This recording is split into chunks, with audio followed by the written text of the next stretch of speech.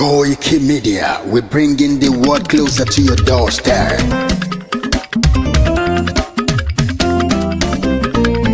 Koikimedia, Koikimedia, Koikimedia, we bringing the world closer to your doorstep. Koikimedia, Koikimedia, Koikimedia, we bringing the world closer to your doorstep. Àwa sálára àgbà yìí dá, àwa ló láṣà àti èdè. Gbígbédè lárugẹ nílẹ̀ Oòduà o, àwa gangan ni bàbá. Koikimedia, Koikimedia, Koikimedia, we bringing the world closer to your doorstep. They never sabi wetin we carry for her. But they move closer before they go sabi. I said they never know wetin we carry for body. But they move closer before they go sabi. Ọ̀kín lọ lọ́jà ẹyẹ, kìnìún ló ló lajú. Ẹyẹ tó dorí kodò bí àdán, ọgbẹ́jẹ lẹ́nu. Ká ṣiṣẹ́ fún ilẹ̀ bàbá wa, ká ṣiṣẹ́ fún ìlú bàbá wa, ká jùmọ̀ sowọ́pọ̀ ká lè gbó Odùduwà. Odùduwà kò bá lè gbé wa. Ọmọ Odùduwà ṣe gírí, ẹ dìde fún ẹ̀tọ́ adúláwọ̀, ká lè jọ jùmọ̀ gbé délẹ̀ ìlérí, ká wálé gba ògo ilẹ̀ wa, ká ṣiṣẹ́ ká lè jọ gbàdé, ká lè gbàdé adé adúláwọ̀, àwa ni ìmọ̀lẹ̀ tí yóò tàn káàkiri. Pé ọmọ Odùduwà ni wá. Koikimedia, àwa là ń gbé tó lárugẹ. Ètò tó pọ̀jù owó tí wàá máa ní. Kásá ẹgbẹ́ polówó ọjà wá kájé gbúgbà yín jẹ. Ètò tó pọ̀jù owó tí wàá máa ní. À ń gbé tó lárugẹ, à ń gbàsà lárugẹ. Ètò tó pọ̀jù owó tí wàá máa ní. News and sports ẹ máa rí gbọ́. Ètò tó pọ̀jù owó tí wàá máa ní. Ọmọ Ìjẹ̀bú alárẹ̀ mi ló ní kí n máa ké tantan. Koikimedia ọ̀rọ̀ lágbájúmọ̀ mi o, máa bá ṣẹ̀rẹ̀ lọ o. Ọmọ Yorùbá nìyẹn, ọmọ Yorùbá tata o. À ń gbádùn rẹ, ọmọ Ìjẹ̀bú alárẹ̀ mi, ṣẹ́yìn ló máa fi dìbò tẹ̀ mọ́lẹ̀ o. Ẹ̀yin lọ́mọ onígbò máa ń dé máa dé, ẹ̀yin lọ́mọ onígbò máa wọ̀ o. Igbó máa wọ̀ gbàjòjì ò gbọ́dọ̀ wọ, àjòjì tó bá wọ bẹ́ẹ̀ á tẹ̀lé ní ẹbọra. Ẹ̀yin lọ máa náwó kóyìnbó tó dé, ìgbà tó yìnbó dé o, owó náà dẹ́ tún pọ̀ sí o. Koikimedia ṣàwa ní bàbá. Koikimedia àwọn ní bàbá. Koikimedia àwọn ní bàbá. Àdáńtọ́ àtúnpèrègèdè. Koikimedia àwọn ní bàbá. Àwa là ń gbé tò lárugẹ, jẹ́ ká jọ gbọ́ o. Koikimedia àwọn ní bàbá. Àtúnjà fẹ́tọ̀ ilẹ̀ wa, fẹ́tọ̀ ilẹ̀ Yorùbá. Koikimedia àwọn ní bàbá. Ọmọ Oòduà ni wá o, tọkàntọkàn. Koikimedia àwọn ní bàbá. Ikú tí ó ṣe bí lébi òsì, àdìmú bàbá iyọ̀. Koikimedia àwọn ní bàbá. We bring you work closer to your doorstep. Koikimedia àwọn ní bàbá. Afẹ́fẹ́ tó ń fẹ́ o tó ń kan kí oko lára ni. Koikimedia àwọn ní bàbá. Àpèrègèdè Olódùmarè ló fún wa ṣe. Koikimedia àwọn ní bàbá. Gbogbo ayé ẹ gbọ́, àwa ní bàbá o. Koikimedia àwọn ní bàbá. Ẹ máa bọ̀ wá ẹgbẹ́ polówó ọjà yín wá o. Koikimedia àwọn ní bàbá. Odùduwà lágbé dání, òtítọ́ lágbé dání. Koikimedia àwọn ní bàbá. A kì í sọ̀dálẹ̀, a kì í sódì kẹta. Koikimedia àwọn ní bàbá. A dúró tán, a tún pèrègèdè. Koikimedia àwọn ní bàbá. closer to your doorstep. Koikimedia is around. To give us latest. Is around. To give us latest. Ladies and gentlemen, ẹ mú kalẹ̀ sílẹ̀, ẹ tẹ́tí ẹ gbọ́ ètò tó kojú owó. ladies and gentlemen, ẹ mú kalẹ̀ sílẹ̀, ẹ tẹ́tí ẹ gbọ́ ètò tó kojú owó. Koikimedia is around. To give us latest. Koikimedia.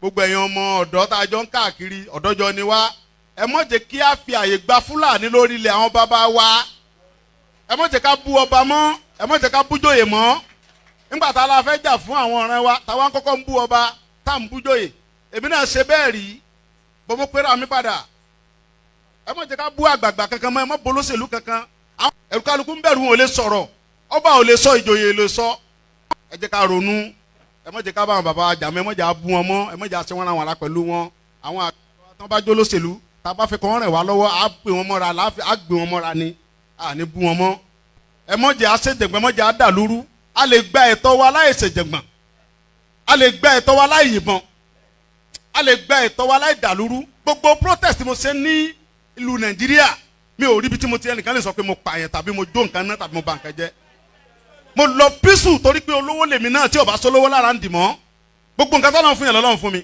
mi ṣe tálákà tó dé pé mo dìde fún jà Yorùbá big man ni mí àwọn tó jẹ́ ọ̀rẹ́ mi tó súnmọ́ mi tó ní owó ní kí ni mo wá lọ bẹ̀ pé sọ́wọ́ lè mi mò ń fẹ́ ni kí n sọ yìí tí mo fẹ́ mo ní ìsọ̀rọ̀ owó àní ọ̀rọ̀ ìran mi ni mò ń sọ kí n wọ gbowó kí n gbéra kí n pé mò ń lọ ọ̀dọ̀ ọba àgbowó mò ń lọ ọ̀dọ̀ oníbodè òfin gbowó kí n kójó wọlé kọ́kàn mi balẹ̀ kí n dá wa mọ́tò kí n mọ́ rìn bọ̀ kí Fúlàní mọ́ da mi dúró ń títì kí n délé kí bàbá sọ pé kí n gbé tírélà sùn kí n mọ́ gbé lọ àwọn bàbá wo lè lóko mọ́ wọn ò lè lódò ẹ jẹ́ ká fọwọ́sowọ́pọ̀ ká ti àwọn bàbá wa lẹ́yìn ká dá security ti wa lẹ̀ ká sọ fún wọn kí wọ́n bá wa fọwọ́ tì í ká lé wọn kó nu oko wa ẹ ṣé mo dúpẹ́ Jésù Olúwa wa.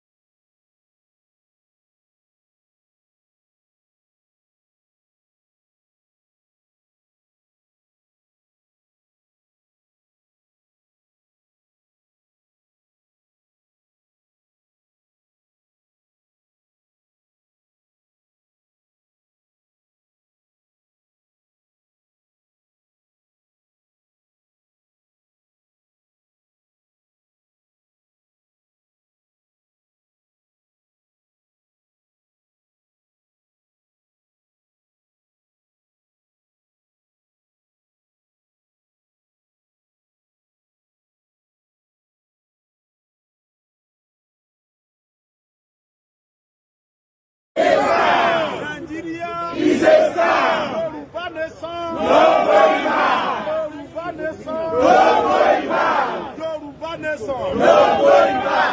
Yoruba nation. No going back. What do we want? Yoruba nation. Yoruba nation. No going back. Yoruba nation. No going back. Nigeria is a star. Yoruba nation. No going back. Yoruba nation. No going back. Yoruba nation. No going back. Yoruba nation. No going back. What do we want? Yoruba nation. Yoruba nation. No going back. Yoruba nation. No going back. Nigeria. And it's been a very fantastic outing so far. Mo kí gbogbo ọmọ Yorùbá ní gbogbo ibikíbi tí ẹ ti ń gbọ́ wá, tí ẹ ti ń wò wá, live 15th of October 2024. Mo kí bàbá Akintoye dáadáa. A dúpẹ́ lọ́wọ́ wọn fún àgbà wọn láti fi darí wa. Mo kí gbogbo wa pé let us remain focused. The job is not yet completed, and we must not be distracted. We must remain extremely focused at this point, because there are now many distractions outside since the last couple of days. Mo kí wa pé ẹ káàárọ̀, ẹ káàbọ̀ sórí ìkànnì wa tí à ń pè ní Koiki Media, lórí ibi tí a ti ń polongo Yorùbá Nation, níbi tí a ti ń fi Yorùbá Nation campaign, awareness, education, láti fi tó gbogbo ọmọ Yorùbá nílé àti ọmọ Yorùbá lẹ́yìn odi. Ìdí pàtàkì while the Yoruba will exit Nigeria. Baba Akintoye have only used one bullet, and it seems that the world is shaking, and we have multiple bullets that we have not even released. Let me first put it this way, that we have not done anything that has never been done before, but we are doing something that history will be remembered, and that's exactly what we are doing. So it's either you are part of the history or you are not going to be part of it. First and foremost, we care less about any other groups, indigenous people, whatever they are saying. We are more focused because we are different people. We are Yorubas. Omo Yoruba ni wa. And that means that we need to first save our life before we can think about anybody. That's exactly what other countries will do. So don't let anyone out there intimidate us, whether they are Igbos, because those are the ones that are intimidating us, especially the ones that believe that they are wiser than us. And I'm speaking in English so that they can listen to me. I will continue to say that we have a good, cordial relationship with the Biafra. And when I mean the Biafra, I'm talking about the Biafra government in exile, under the leadership of Simon Ekpa. Both the one outside and the de facto government. But those Inyeri that will come up, even some of those Biafrans that are speaking ill against us, knows that the Yorubas are very intelligent and they know where we can do and what we cannot do. And let me say this to them. I have communicated again this morning with Simon Ekpa because we have some other things that he might probably put on his timeline, but we're working on that. So I will not sit here and allow the politicians back home to divide us. This is not a time to be divided. This is a time that the Yoruba will focus. So Taban Bui, just don't worry about it. I'm going to come to the Yorubas, but I'm speaking now to those that are not Yorubas. We care less about you because I'm Morawari. And let me first appreciate a beautiful sister. And like I always say to you, regardless of my relationship with the Biafra, I will not tolerate anyone from the southeast to call Igbo any name or Akintoye or the Yoruba people. We will come for you. But what we will not do as people that are in the movement that want self-determination is destruction. And we know all the agenda of Peter Obi and the Yoruba politicians to distract us. Because whether they like it or not, we must bring down Nigeria. And it has to be done one way or the other. We're going to do it differently. But we will still maintain our cordial relationship. And I say, not just me, both Akintoye and Igbo, and nobody can change that. If you try, I will tell them we will not change that. I can assure you that. Cut this place and put it out there. If you try to convince Igbo and Akintoye, I will convince them back, because we need those two energy to bring down Nigeria peacefully. The Yoruba can do it on their own. Likewise, the Biafra. But when we have two out of the three major ethnic groups in the country, and two of them are saying that they are tired of living in their homeland, we're not going anywhere. Abana and Osile, we already have our homeland, which is Yoruba land. And that is just to pass the message to those that have been crying wolves since Saturday. Your cry cannot stop the movement. Igbo is still with me. And I say he's with me, yes. And he will still be with me for a couple of days. And there's a lot of engagement that continues. But what we have done is credited. Everything that we have done in the last couple of days are all credited to Professor Akintoye. No one of us is taking the glory. Not even the group that organized the rally and the dinner. Everything goes back to Babawa, Professor ADEBANJI Akintoye, that remained the leader of the Yoruba self-determination. And I've been speaking to him on a daily basis, like I've done up to today, up to yesterday rather. We haven't spoken today. We spoke about 3 times yesterday, but all that is confidential.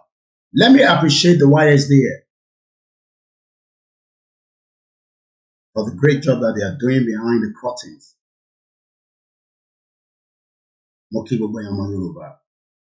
We are not there yet.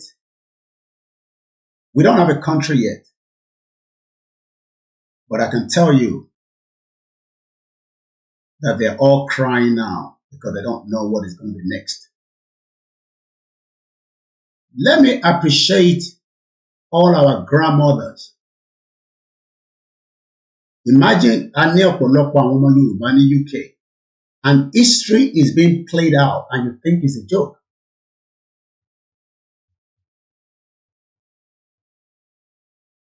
We are playing history and you are sitting behind the fence because you live in the UK when your land is taken away from you.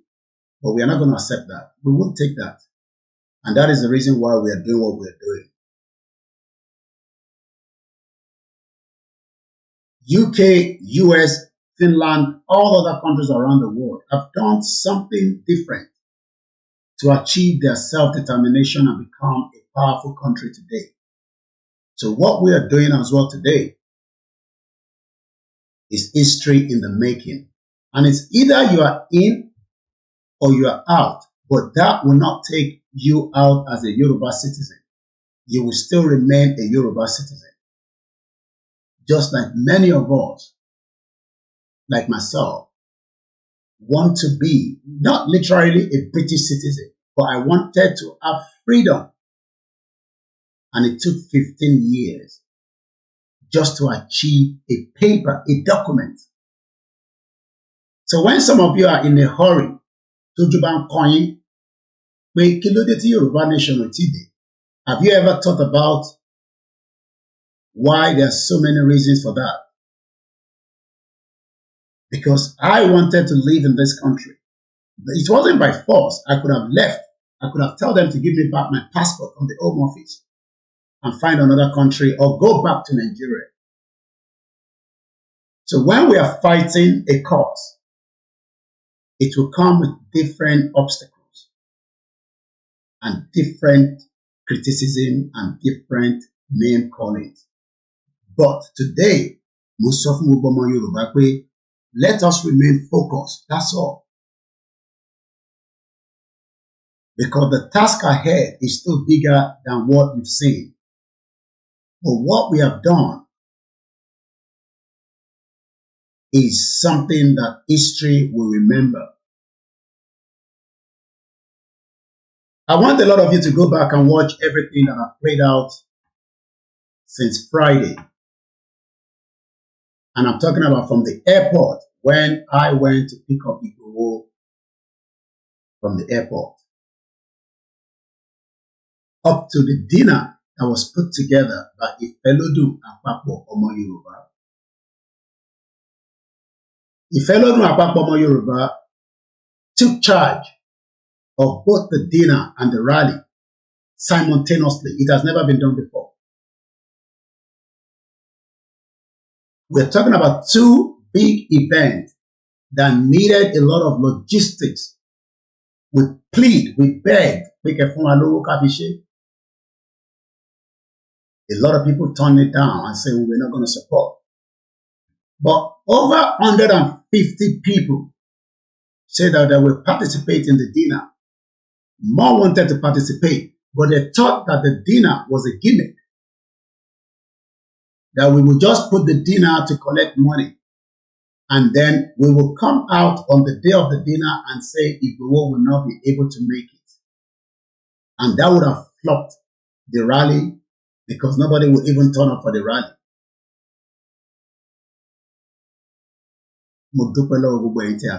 I have not come to anything more than just for you to know that I have still been busy because my boss is around.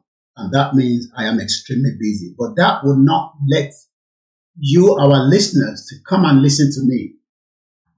Because a lot of people have been saying, we haven't seen you live since a couple of days. We are still working. Because we don't want to lose focus. Many people around the world, that maybe for reason that they probably thought it was a joke. I'm even hearing that some people are saying that it's a campaign for Tinubu for 2027.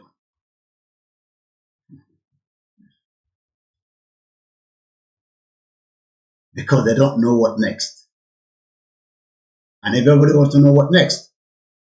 I want to feel more, what is the next move that Akintoye is playing out? I told you that the country called Nigeria will go down, either by war or by a peaceful dissolution.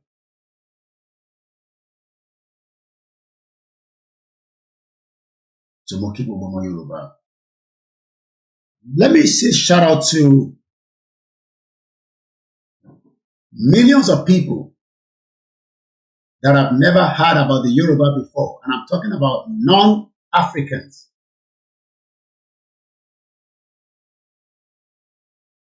Let me congratulate us all that in my 25 years of living in the United Kingdom,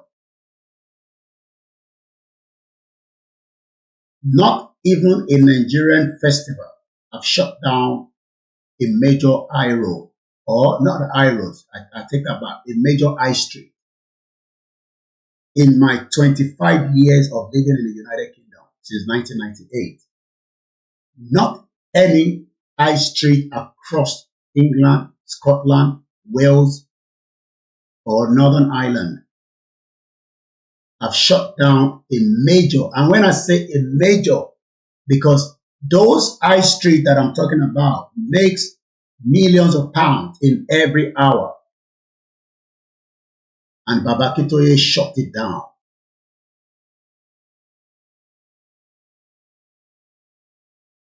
Because Baba Akintoye told us that the world will have no choice than to listen to us before we move to the next stage.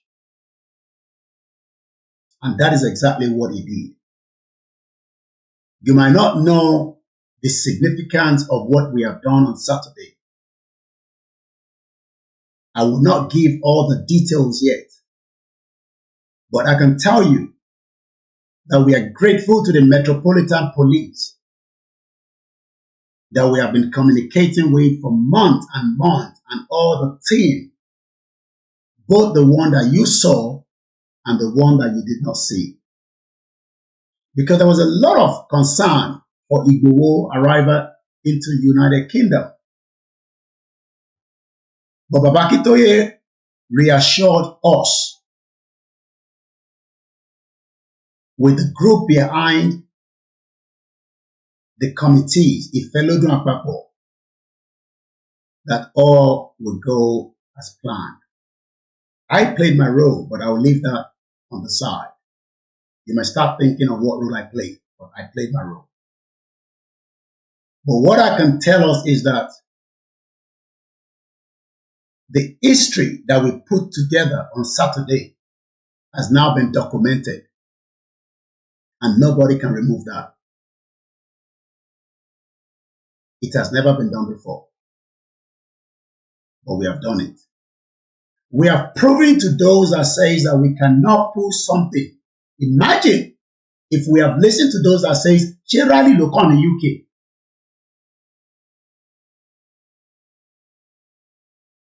Imagine àwọn tó ń sọ pé ṣé rally ló kàn ní UK. I hope you understand what you have said and start taking it back.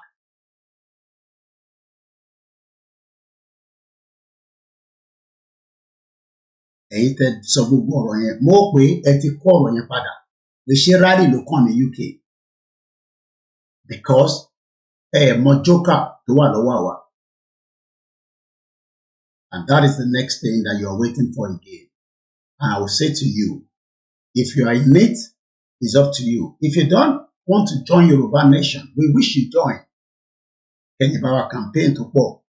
But if you say you don't want to join, you will still be a Yoruba citizen, because a country will pull out called Yoruba country out of Nigeria. Not even any of the kings in Yoruba land can stop it. It's either they are in it or they would have no other choice than to go on exile. But one thing is, we will remain focused and we will not allow anything to distract us. Forget about what is happening on the social media. Igboho beat Tinubu to Downing Street. If you go back last year, I wish we did it last year, but it's never too late, because I was calculating. That door might mean nothing to a lot of you, but that door means a lot to us,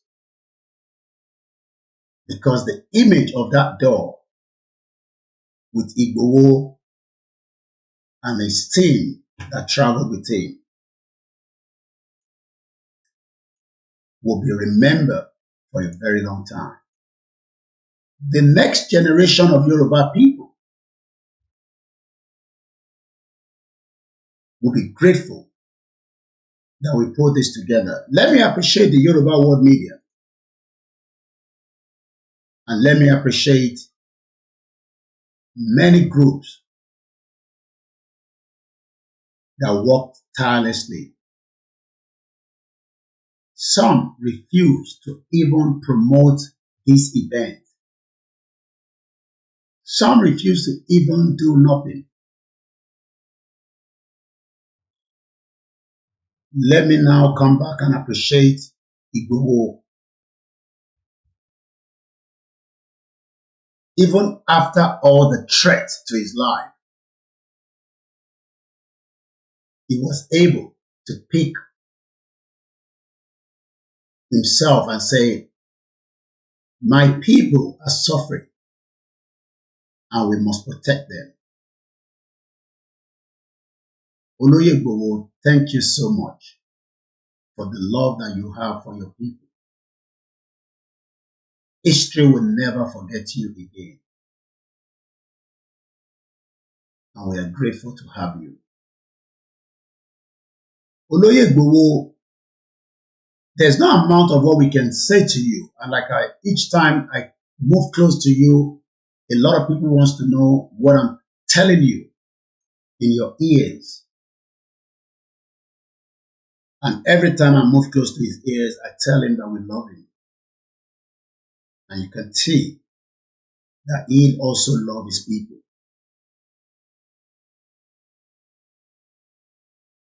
And we're grateful to have you, especially this generation. Many Yoruba people that are criticizing you don't know what you are doing for them. Ọ̀pọ̀lọpọ̀ Yoruba don't criticize it. Let me appreciate one sister quickly. Arewa Akintoye on X. And like I always say to you, I was going to say that before I moved away from the discussion. Do not let anybody intimidate you. Especially the Igbos. My relationship with Simon Ekpa is very strong. I can tell you that. But we will not sit back and allow those Igbos that do not even believe in Simon Ekpa, and some of them that believe in him, to disrespect us.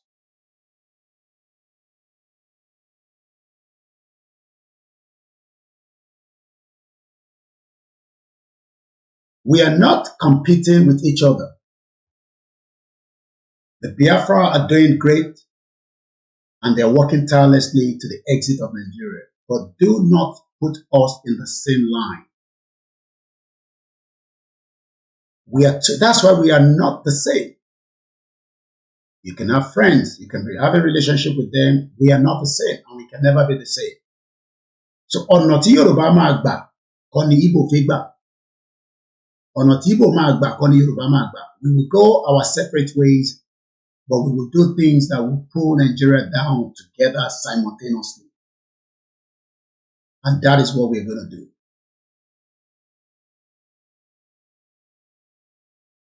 My name is Koiki. I told you that I am your last man standing. And we have not done anything yet. Because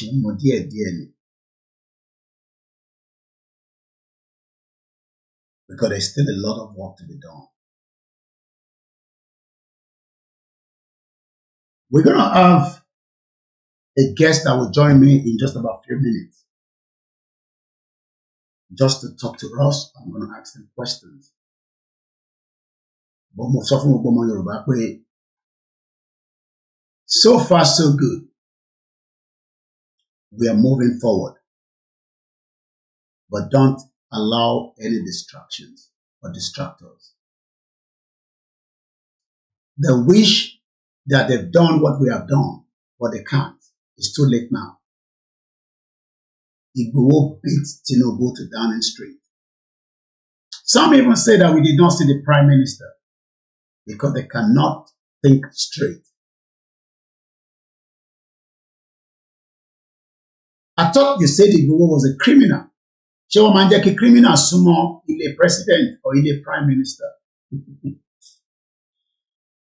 Oh my God. I thought they called us secessionists. So secessionists can then have access to go and deliver a letter, petition. Some even asked, why are you dropping a petition after we have got our independence? You've got no independence in Nigeria. The true independence that is coming will be from the Yoruba nation, Biafra nation, an Arewa nation. Anything short of that, you don't have any. So while I prepare for my guest, I'm going to make my tea. Thank you to Manchester for hosting us. And from Manchester, we're moving to the next venue. But for now, we're still in Manchester. Moki Onorieko for hosting us yesterday for a beautiful dinner. The Amala Tigbegiri was very nice. It's a Yoruba meal. And thank you so much to everyone. So we're going to go on a short, small break. And by the time I come back, we'll bring my guest in. But let me tell you something. The Yoruba people will leave Nigeria, either by war or by peace.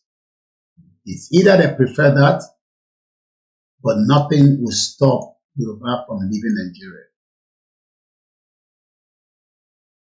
Moki Momsimidada and many people that will continue to greet. I've got my voice that I've been so busy and I'm trying to reserve it. But for now, I'm going to give us something and then make my tea, then come back with my guest. So let's watch this. There's still thousands and thousands of videos. Mokia Ontowalat America. I still have a guest from America that is with us. He might join us. He's sleeping. But for now, let's just click on this. Moki Bubuawe. Let us continue to remain focused. That is the program for today. Focus, focus, focus. Do not let anything distract you. Gbogbo tó bá fẹ́ sọ lórí TikTok, ẹ fi wọ́n sílẹ̀. Gbogbo tó bá fẹ́ sọ ní Nàìjíríà, ẹ fi wọ́n sílẹ̀. Gbogbo tó bá fẹ́ sọ lágbàáyé, ẹ fi wọ́n sílẹ̀. We are moving forward and nothing is going to stop that. That is the most important thing. And that's exactly what we are doing. So let's watch this while I prepare us for the next thing.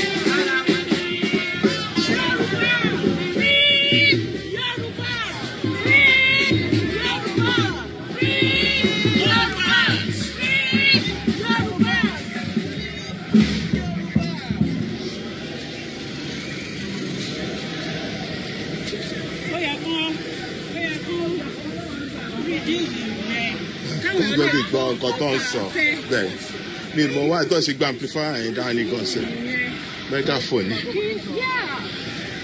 mi mọ̀ wá tó ṣe gbé megaphone yẹn dání. Nigeria is a scam.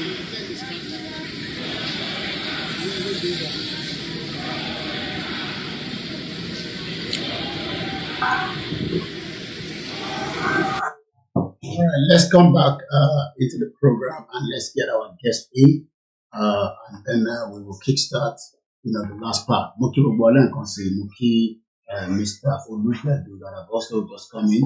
We'll bring him in later in just about 2 minutes. So we're gonna get my guest upstairs, and then we will kickstart, the conversation as quickly as possible. Muki Ogbole, a very good morning and welcome to the discussion.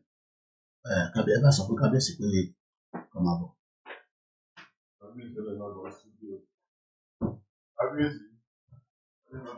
So let us go back into this. I'll come back in a minute.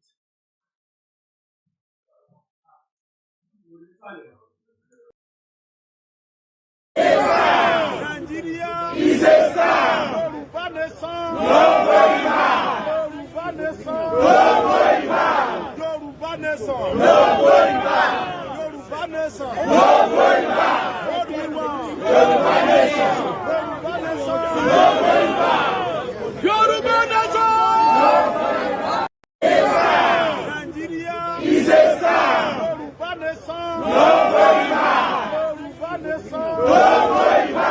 Yoruba nation. Yoruba nation. What do we want? Yoruba nation. Yoruba nation.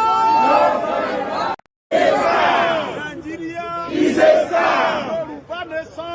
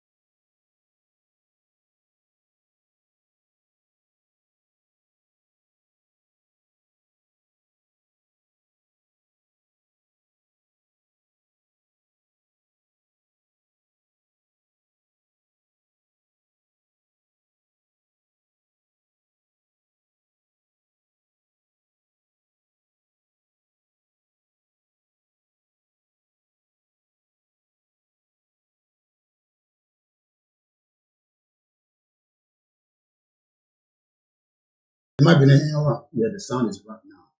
The sound is back. It might be our sound is better. Sound is better. We've seen that. We've dealt with the sound. It might be Baba, Lakoko, we can relax that. Exactly. Lakoko, kí ni wọ́n pè ní freedom? Tàbá sọ pé freedom kó tó di pé máa bá mi dárúkọ yín. Kí là ń pè ní freedom?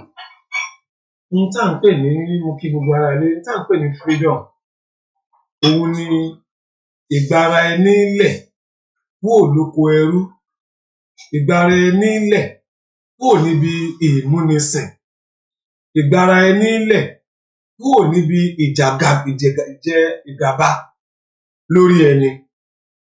Tá à ń pè ní freedom ni ká kúrò nínú ohun tá a ti ṣe tí ò pé wa, tá a wá rí i pé ó yẹ káwa náà ní ìdẹ̀ra. Ẹ̀gbọ́n tí èèyàn ò báyìí tí gba freedom ó wà nínú ìnira nìyẹn. tá bá wá sọ pé freedom mo fẹ́ kúrò níbi tí ara ti ń ni mí mo fẹ́ di onídẹ̀ra mo fẹ́ rí òmìnira n tá ń pè ní freedom ní ṣókí nìyẹn tẹ́ bá wá ní ká expatiate síwájú àtúntẹ̀síwájú. Ẹ bá mi dárúkọ yín fún gbogbo àwọn ará ilé tó ń wò wá káàkiri gbogbo àgbáyé. Mo kí gbogbo wa pátápátá orúkọ tèmi ni Ọlánrewájú Tajudeen Ajala tí gbogbo ayé mọ̀ sí Ajàmájẹ̀bi. Èmi ni ọba ògbóni àbáláyé àgbáyé àbí kán máa pè nígbà míì wọ́n ní adákẹ́jà bí èṣù nítorí pé ẹni tí ò kì í jà tí ò kì í bínú ni mí. Ẹ ṣeun mo dúpẹ́ púpọ̀. Ẹ ṣé gan ni bàbá wa. Ọ̀pọ̀lọpọ̀ wa tí à ń gbé lónìí kí ló dé tọ́rọ̀ Yorùbá nation ṣe wà lógún. Ìbéèrè ńlá lẹ béèrè yìí tó lè gbà yàn ní wákàtí 3 torí n tó ń jẹ́ kó jẹ yín lógún ó pọ̀. Àkọ́kọ́ ẹ̀ ní téèyàn bá ro bẹ ṣe ń ṣiṣẹ́ nílùú òyìnbó yìí owó yẹn ò ṣe é fi ránṣẹ́ sílé. Àmọ́ ńgbà tẹ́ bá rí ọ̀pọ̀lọpọ̀ èèyàn tó lórí ń fọ̀hún lénìí àwọn dọ́sítítù Nàìjíríà wọn ò fáwọn lóògùn àwọn ò rí dókítọ̀. Ẹlòmíà pé alóhùn ò tí ì jẹun láti jẹta. Ẹlòmíà pé á ní bóun ṣe jókòó yìí òun ò lè jókòó dáadáa o. Gbogbo àwọn nǹkan yìí ló ń da ẹ̀yin tẹ́ ẹ wà nílùú òyìnbó láàmú tó ń jẹ yín lógún torí pé ẹ ní ìbẹ̀rù Ọlọ́run. Nítorí pé ẹ ń fíìlì pain táwọn ọmọ Nàìjíríà ń fíìlì. Nítorí pé gbogbo pain yìí ẹ̀yin ò rí nílùú tí ò kì í ṣèlú ti yín. Nílùú tẹ́ ti jẹ́ àjòjì nílùú òyìnbó ẹ lè rìn freely ẹ lè jáde lásìkò ìgbà tó bá wù yín. Ẹlòmíà lóun ṣẹ̀ṣẹ̀ lọ ibiṣẹ́ láago 1 òru. Kò dẹ̀ sí any security tó ń tẹ̀lé. Gbogbo àwọn nǹkan yìí ló jẹ́ kó jẹ yín lógún pé nígbà wo làwa náà tó fẹ́ nírú nǹkan yìí lórílẹ̀‐èdè tiwa. Púpọ̀ nù yín tẹ́ bá jáde lọ ibiṣẹ́ iye hours tẹ́ bá máa fi ṣiṣẹ́ ìrú ẹ san tax. Nínú owó tí ò tó yẹn náà lẹ tún máa wá mú lẹ máa ní wọ́n ní ọ̀nà ibi tẹ́ ń gbà yìí ọ̀nà yẹn ò dáa ìgbà ò ṣe ó dá ẹgbà ẹ̀yìn tún fi ṣe. Ó wá jẹ yín lógún débi pé ara tó ní ẹ̀yìn bí ẹ wá nílé pé ó tún kéré. Ìnira ti lu Nàìjíríà tún wá pọ̀ ìyẹn ló ń ṣe yín lànà ló ṣe jẹ́ kó jẹ yín lógún gan. Pé ṣé bá a ṣe fẹ́ máa bá a lọ nìyí. Ṣebí wọ́n ní ìran mẹ́ta kì í tòṣì ni. Kí ló ṣẹlẹ̀ sáwọn bàbá wa? Àwọn bàbá wa ń kọ́ tó tún gbọ́dọ̀ ṣẹlẹ̀ sáwa náà. Àánú àwa tá a wà ní Nàìjíríà ló ń ṣe yín ló ṣe jẹ yín lógún gan. Mélòó nu wa ló lè wọnú oko mọ́? Èmi ní fáàmù ń sìn. Tí n bá ń lọ fáàmù yẹn mo máa nílò láti dira bí ọmọ ọkùnrin. So gbogbo nǹkan yìí ló jẹ́ kó jẹ yín lógún ló ń pa yín lẹ́kún ní gbogbo ìgbà. Nítorí mo rí nígbà tí mo máa ń wà lóyè dáadáa tí mo máa ń kò síbi tí mo kì í lọ London ní Canada ní Amẹ́ríkà ni. Mo wá rí pé bẹ́ẹ̀ ṣe ń ṣiṣẹ́ bí mo tẹ̀lé nìkan lọ ṣiṣẹ́ ń jókòó. Òtútù yẹn wá mú wọ́n ní Kábíyèsí ṣe máa lọlé. Mo níbẹ̀ ni jẹ́ kí n máa lọlé. Ilé tí mo wá ń lọ mo gbàgbé jọ́ náà kọ́kọ́rọ́ tó yẹ kí n mú dání mi ò mú dání. Mo wá wà ní ìta fún bí just only 35 minutes. Bàbá mi Koiki mo ń nu ọwọ́ mi báyìí blọọkì dẹ̀ jábọ́ lọ́wọ́ mi. Ìjọ tí mo ti make a decision pé mi ò ní gbé ìlú òyìnbó láyé mi. Níbi tí mò ń gbọ́ fóònù ń dún lápò mi ò lè mú jáde. Ṣé irú eléyìí la máa wá sọ fún ẹ̀yin tẹ́ wà ń lo òyìnbó la máa gbọ́ pé bẹ́ẹ̀ ṣe ń ṣiṣẹ́ nì. Ṣùgbọ́n bẹ́ẹ̀ ṣe ń ṣe yẹn àánú wa tá a wà nílé tún ṣe yín. Ní security a máa jáde a máa wò fẹ̀tòfẹ̀tò. Ẹlòmíà gba mọ́ṣáláṣí lọ ẹlòmíà gba ṣọ́ọ̀ṣì lọ kó tó jáde ẹlòmíà gba lédì àwo lọ. A lọ bá Ọ̀rúnmìlà á ti dá fáǹjẹ́ mo lè jáde. Ṣùgbọ́n yìí ò nírú ẹ̀ ṣe irú ẹ̀ níbi ó wá ń jẹun tó ń dùn yín lọ́kàn tó ń bà yín nínú jẹ́ nígbà wo la tó fẹ́ ní freedom tiwa. Tí n bá tẹnu bọ̀ ó pọ̀ púpọ̀. Ẹ jẹ́ kí n mú ti màmá wa ìyá Koiki.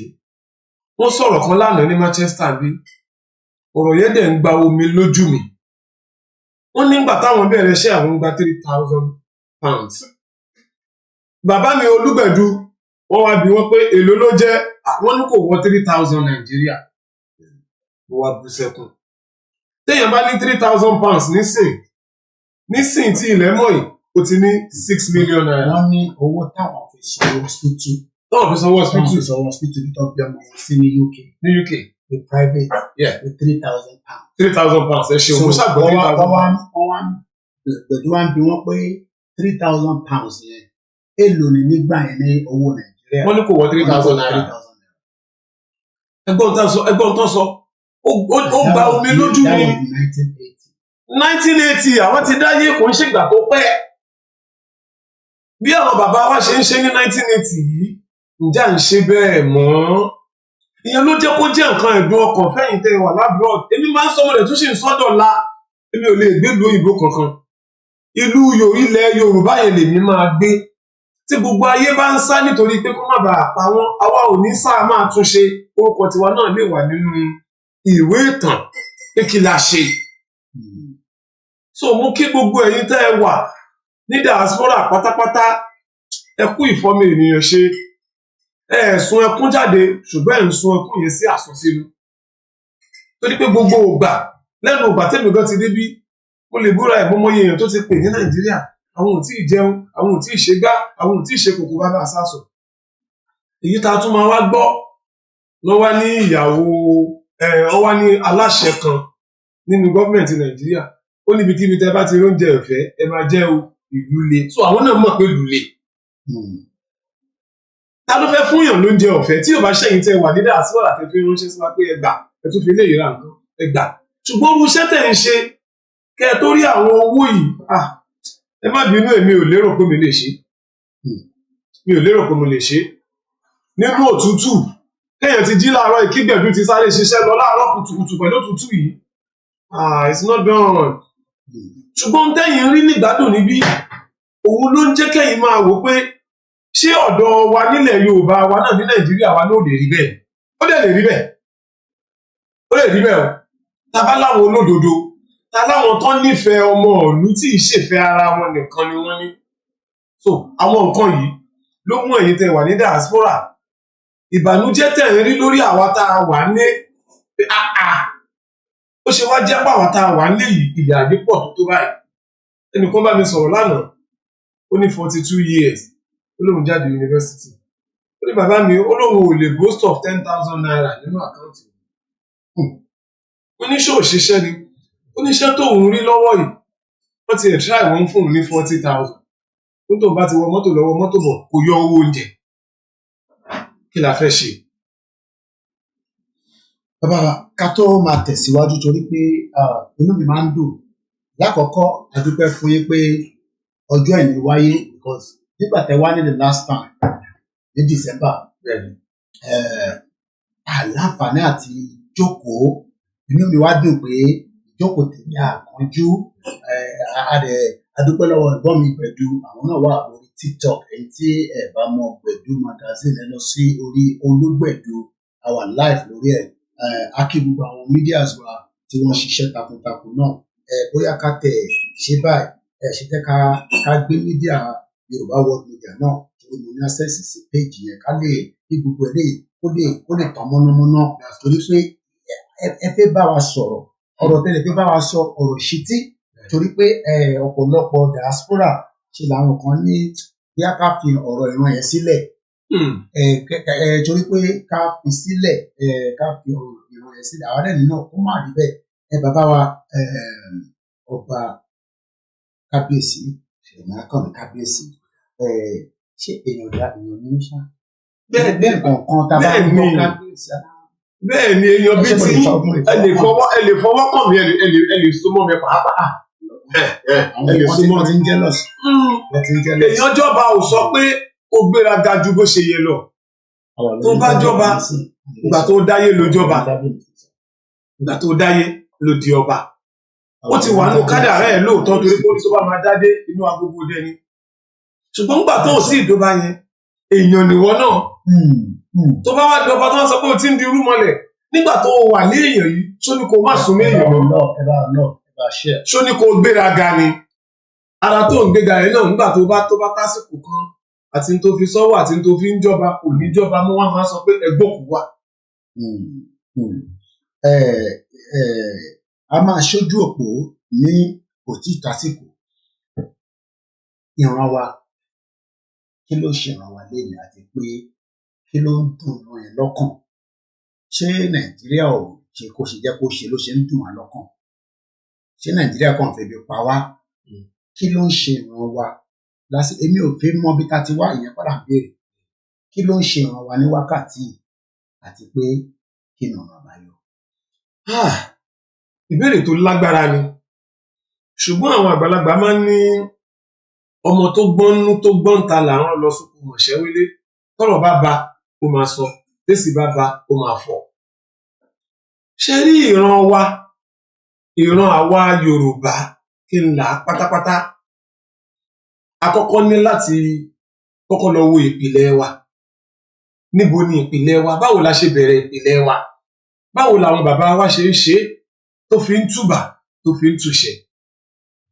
Mo ti sọ lórí YouTube láìmọye máa ní lásìkò àwọn bàbá wa ará dẹ̀ wọ́n wọn ò wá ayé wọn ò ní mo fẹ́ kọ́lé ńlá nítorí pé wọ́n nífẹ̀ẹ́ ọmọlàkejì wọn wọ́n nífẹ̀ẹ́ àwa ìran tá a wà nísìn pé ká rí ayé gbádùn ká rí dáadáa ṣe nínú ayé. Ṣùgbọ́n àdánwò ta ní nínú ìran wa ni pé gbogbo wa la fẹ́ jà síwájú gbogbo wa la fẹ́ lówó àwa fẹ́ ní fún ìran wa tó ń bọ̀ for our own selfish interest. A fẹ́ kó ọrọ̀ jọ a fẹ́ kó ọlá jọ a fẹ́ kó oríṣiríṣi nǹkan jọ ṣùgbọ́n àwọn nǹkan tá a fẹ́ kó jọ yìí a gbàgbé ọjọ́ ọ̀la wa a gbàgbé ìran wa tó ń bọ̀. Tẹ́tẹ́mi bá lọ tán kí ni wọ́n fẹ́ sọ nípa èmi àti wọn?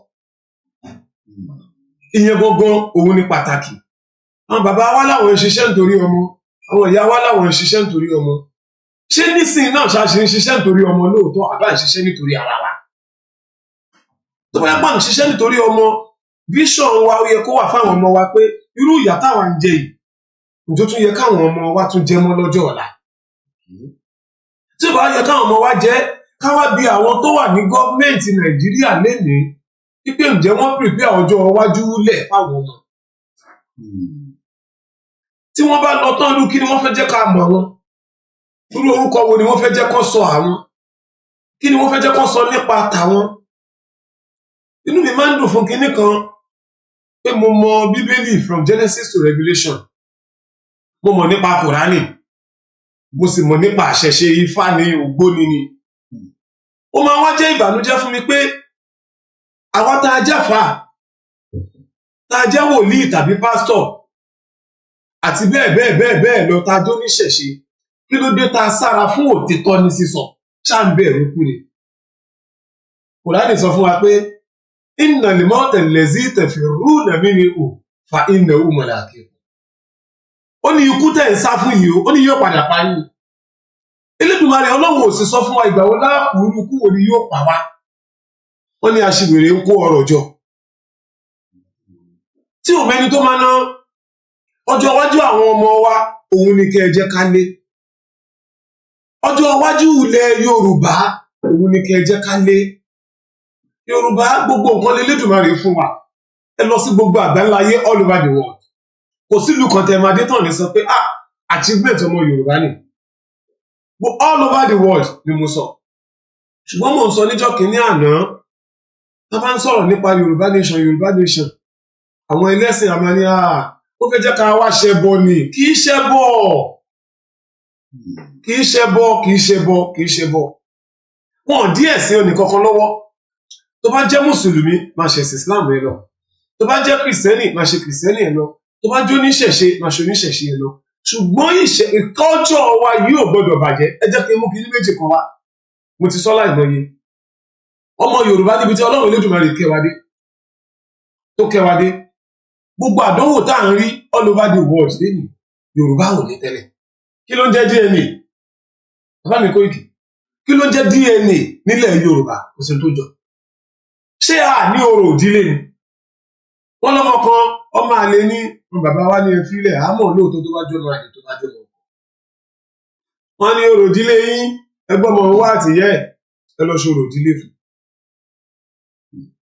nínú àwọn òdílé níbi tèmi ti wá ní ilé tí mo ti jáde nílé Olúawo Ìràpá Ọjà, ọmọ ejò làwa, ọmọ alápà làwa. tó bá ní kinní kan ṣẹlẹ̀, wọ́n ní ẹgbẹ́ ìyá ọmọ yẹn wá, ẹgbẹ́ ọmọ yẹn náà wá ká tó sọ ń súná kó tó tójọ́ mẹ́jọ, ẹgbẹ́ sínú ilé. ìyá máa jẹ kọ ewé ẹ̀kọ́ tó ń jẹ yẹn wọ́n mọ̀ kó síbì kan, ewé ẹ̀kọ́ tó ń jẹ wọ́n mọ̀ kó síbì kan, wọ́n mọ̀ kó síbì kan. tó bá jẹ ẹ̀kọ́ yẹn fúnjọ́ méje, wọ́n gbọ́ ọmọ yẹn lẹ̀, wọ́n mú ewé ẹ̀kọ́ yẹn wá dà sára ọmọ yẹn káàkiri, ìyá jókòó àmọ́ ọmọ yẹn. bàbá mi Koiki, kì í ṣe oògùn, ohun tí wọ́n bí wa mọ́ ni. onífá baba aláwo ni bàbá tiwa, wọ́n ṣe ń pele wa ní ilé Olúawo Ìràpá Ọjà nílùú Kwara ní gómìnà. tó bá tásìkò, àwọn ìjòyè awọ́ wọlé wá, wọ́n máa lọ́mọ ewé yẹn mọ́ ọmọ yẹn, wọ́n máa lọ́mọ, wọ́n máa jẹ ewé yẹn, wọ́n máa lọ́mọ, wọ́n máa dúró. àwọn tó bí ìṣẹ́jú mẹ́wàá, àwọn náà máa fa ewé yẹn kúrò lára ọmọ yẹn, wọ́n máa fa ewé yẹn lọ. ní ìtò túmọ̀ sí pé ọmọ ọkọ ni. ṣùgbọ́n tí ẹ̀bá ṣọmọ ọkọ bí ewé yẹn ṣe wà lára ẹ̀ kàn rí pé ẹ̀jẹ̀ ń jáde ni. níbo la fi eléyìí sí nínú ìran Yorùbá? ǹjẹ́ a pé ohun tó ṣẹlẹ̀ yẹn lọ́lọ́run? a pé lọ́lọ́run. kò ní kí ẹ mọ́ kírun, kò ní ká mọ́ ṣàṣàlátù, kò ní ká mọ́ lọ church. àsọnù àkọ́kọ́ nìyẹn nínú nǹkan rere tí Elédùmarè ṣe fún wa nílẹ̀ Yorùbá. ẹ̀kejì, gbogbo àwa tá a wà nílẹ̀ Nàìjíríà sí ta wà nílẹ̀ Yorùbá, kò sẹ́ni tó kọ́lé tí ilé ò ní bọ́gláàrì. tó bá ní bọ́gláàrì, a tún ṣe fẹ́ǹsì, a tún ṣe géètì sí, a tún ẹ̀ṣẹ̀ tó wá gba ọlọ́dẹ. ǹjẹ́ ó rí bẹ́ẹ̀ láyé àwọn bàbá wa? kò rí bẹ́ẹ̀ láyé àwọn bàbá wa. lójú títì nìkan fúnra rẹ̀, tó bá ń lọ lójú títì tó rọ́gẹ̀dẹ̀ tó fẹ́ rà, wọ́n gbọ́gẹ̀dẹ̀ sójú títì ni wọ́n fi iye tí wọ́n ń tà sí. iye báyìí là ń ta o. ó lè kọ́ òtó bẹ̀ kò débẹ̀, tó bá ti débẹ̀ lójú ẹsẹ̀ rárá ó sàn pa ẹ̀, torí tó mú yẹn kì í ṣe tiẹ̀. ǹjẹ́ a ní gbogbo nǹkan yìí mọ́? ǹjẹ́ a ní mọ́? a gbọ́dọ̀ pa àwọn nǹkan yìí, tí gbogbo àwọn nǹkan yìí a sọ pé Ọlọ́run ni wọ́n, ṣùgbọ́n àṣà àti ṣe wa ni, tí ò dẹ̀ tí ì kú tó ṣì wà dọ̀là. ibi ló yẹ káwọn ọmọ Yorùbá ti jókòó káwọ pé níbo là ń lọ. ǹjẹ́ àṣà àti ṣe wa ò ti máa parun? ǹjẹ́ kò yẹ ká dá dúró, ká padà sínú àṣà àti ṣe yìí? nítorí àwọn tí wọ́n fẹ́ mú wa lẹ́rú, gẹ́gẹ́ bí ìtumọ̀ freedom tẹ̀bẹ̀ lákùnrin, àwọn náà gba nǹkan yìí lọ́wọ́ wa, náà wá fún wa ní nǹkan kékeré. torí àṣà àti ṣe la ṣe fẹ́ gba Yorùbá nation, torí pé ọ̀pọ̀lọpọ̀ ọmọ Yorùbá ní ẹ̀ ń kàn ń pariwo Yorùbá nation, ẹlòmíì tẹ̀lé kò yé òun bí ẹ̀ bá wa ṣàlàyé fún wọn. but tàbá gbérò ẹ̀ bàbá wa báyìí wá, kò ṣe páàyè ní àwọn bàbá wa nínú ẹ̀sìn tó jẹ́ pé ní ìjọ rally bàbá wa kan ní within Christian Church of God anisọ location, àwọn àtìyàwó wọn kódà wọ́n bá wa ìgbà tí wọ́n ní kí wọ́n máa wọ bọ́ọ̀sì, wọ́n náà wọ bọ́ọ̀sì. adọ́fẹsẹ̀ rẹ ni. wọ́n rìn láti BBC títí dé Downing Street títí dé Nigerian High Commission. inú Olúwa èmi dé church ní location tó wà nígbà tí mi àti ìgbọ́n heritage láwọn ṣe campaign káàkiri. mo fẹ́ tọ̀ ní ipò ọ̀jẹ̀ kí wọ́n ní ṣọ́ọ̀ṣì yẹn, wọ́n náà wọ̀n mọ̀ ní. bàbá yẹn kọ́ dé at that point làwọn dá mi mọ̀, wọ́n ní Koiki kí ni mo wá ṣe ládùúgbò àwọn ọmọ à ń káàkiri náà ni wọ́n dẹ̀ ní church kan wà níbí báyìí ní ká wá polówó Yorùbá nation. àwọn tí ń sọ fún wọn tẹ́lẹ̀ náà àwọn ọ̀rẹ́ mi wọ́n jẹ́ kí n wọlé àtọ̀ àdẹ̀sìn àfẹ́ṣe. wọ́n wà níbẹ̀, wọ́n ra dínà, wọ́n dẹ̀ wà fúnra ní. ṣé torí ìṣẹ̀ṣe la ṣe ẹ máa pàrọ̀ bàbá o, àwọn èèyàn gbọ́ wa o, àwọn ọ̀jọ̀gbọ́n ló ń gbọ́ wa o. ṣé torí ìṣẹ̀ṣe la ṣe fẹ́ gba Yorùbá nation? ṣé torí ìṣẹ̀ṣe? Bíbélì sọ pé àwọn kinní kan sọnù nítorí pé wọn ò wá ìmọ̀. nítorí ìṣẹ̀ṣe kọ́ la fẹ́ gbà ṣe, ó ti sọ mọ́rọ̀. nítorí ìṣẹ̀ṣe kọ́ la ṣe fẹ́ gbalẹ̀ Yorùbá, torí ìṣẹ̀ṣe kọ́. ìṣẹ̀ṣe ó máa wà nínú ilẹ̀ Yorùbá, kìrìsìtẹ́nì máa wà nínú ilẹ̀ Yorùbá, mùsùlùmí máa wà nínú ilẹ̀ Yorùbá, kì í ṣe torí ìṣẹ̀ṣe. tí kò bá wá ń ṣe torí ìṣẹ̀ṣe, kí ló wá ń dá àwọn èèyàn dúró tí wọ́n ní ọ̀rọ̀ Yorùbá nation kan ló kàn ní sí? ẹ jẹ́ ká wá bá ṣe máa ṣe policy, ká tẹ̀ wá bá ṣe máa bá INEC sọ̀rọ̀.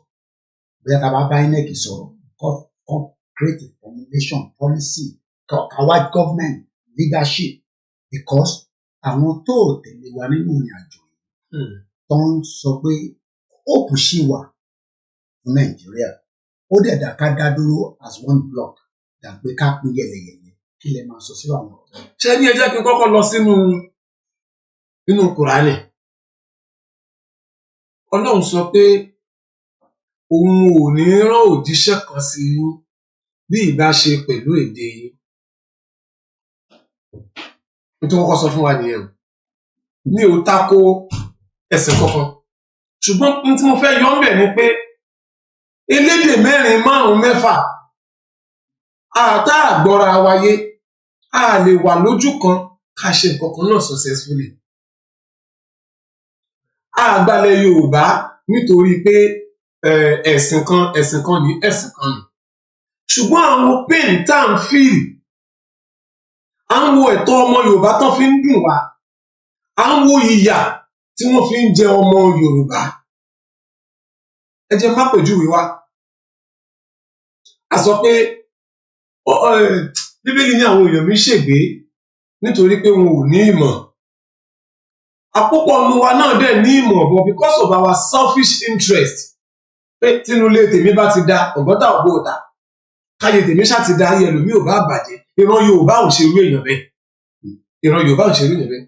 Ìran Yorùbá jẹ́ ìran tó láàánú tí ò gbàdúrà káyé èèyàn ó bàjẹ́. Orí ẹsẹ̀ yẹn ló wá yẹ ká dúró lé pé ìran wa yìí o a ní gbàdúrà kó bàjẹ́.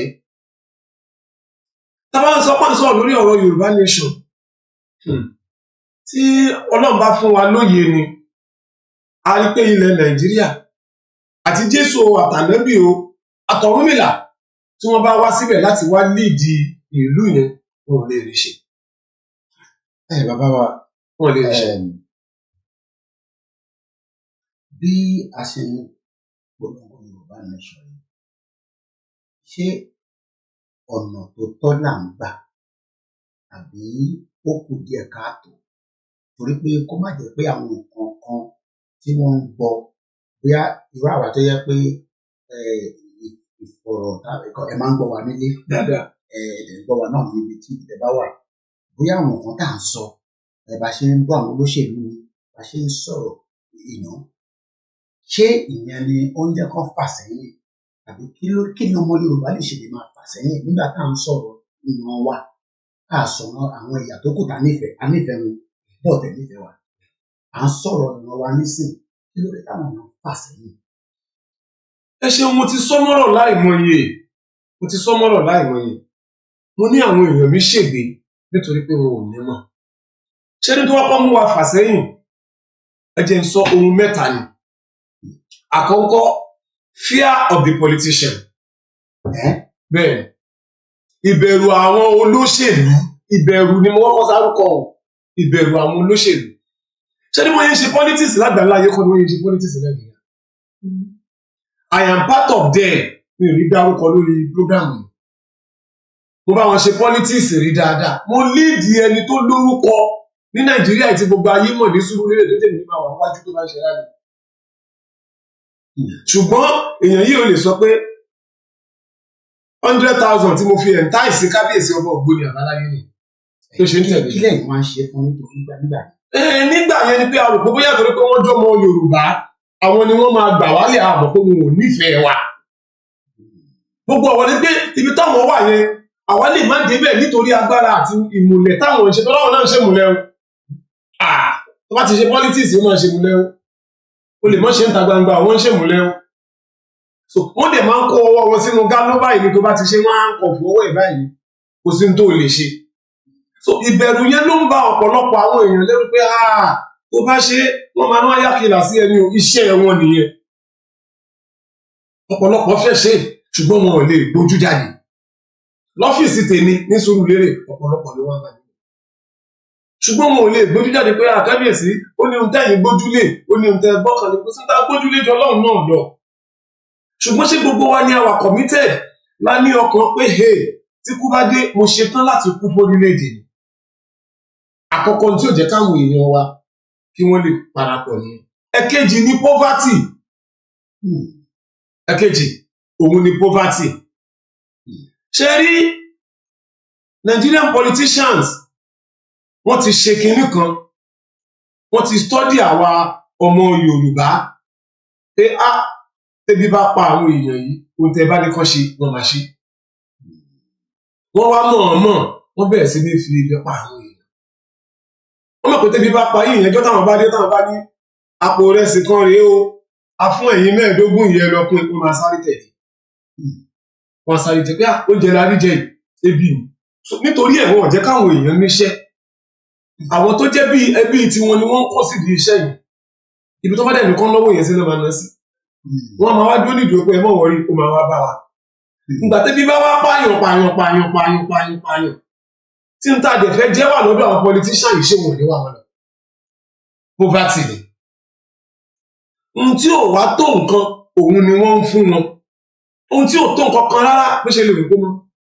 Báwo ni ẹ ṣe máa sọ pé òun fún èmi ní 10,000 naira lọ́sẹ̀ kan máa sọ fún yẹn mo ṣàfún 10,000 lọ́sẹ̀ kan tí ò tó rí epo sí mọ́tò. Pé mò ń jáde lọ ìyànà pájà àbí mò ń lọ Ṣàngó 10,000 tó rí epo tí mọ́tò lọ bọ̀. Àmọ́ lójú tí wọn àwọn rí pé àwọn ṣe wá lórí. Lọ́dún kan mi ò ní dárúkọ ẹnìkan pè mí ó ní ẹlẹ́ẹ̀karùn-ún lòun fẹ́ lọ yìí ó pè mí sótẹ́ẹ̀lì kan ó lẹ́lẹ́ẹ̀karùn-ún lòun fẹ́ lọ yìí ṣùgbọ́n gbogbo ọmọ Sùúrùlérè ò fẹ́ jẹ́ kó òun lọ. Kí lòun lè ṣe táwọn fi lè débẹ̀ tó lóun mọ̀ pé mo kápá wọn ní Sùúrùlérè ni wọ́n wá sọ fún ìtọ̀ ẹ ṣe dáadáa fọ́mọ èèyàn. Ebi ń pa àwọn èèyàn mo wá fún wọn lọ́gbọ́n mẹ́ta. Bàbá mi ọ̀rọ̀ ebi yìí ló fẹ́ jẹ́ kí n sọ̀rọ̀ yìí o. Ó ní Elédùmarè kan yín lábẹ́ constituency yìí. Ìtẹ́sọ̀ yẹn bẹ̀rẹ̀ ló wà lórí screen. Nítorí gbàǹtà bá ń sọ̀rọ̀ àwọn èèyàn lérò pé bóyá àsọdùn ni. Mo lè mọ̀ pé irú ẹ̀yàn ọ̀jọ̀gbọ́n báyẹn gbọ́dọ̀ sọ àsọdùn tó ní tẹ́ bá sọ àwọn èèyàn capture wọ́n dẹ̀ máa screen record ẹ̀. Ẹ jẹ́ ká gbé sókè dáadáa káwọn èèyàn lè rí láti lè fi buttressing tí ẹ sọ. Times are hard. Grab free food whenever you see it. Bàbá wa ẹ máa parọ́.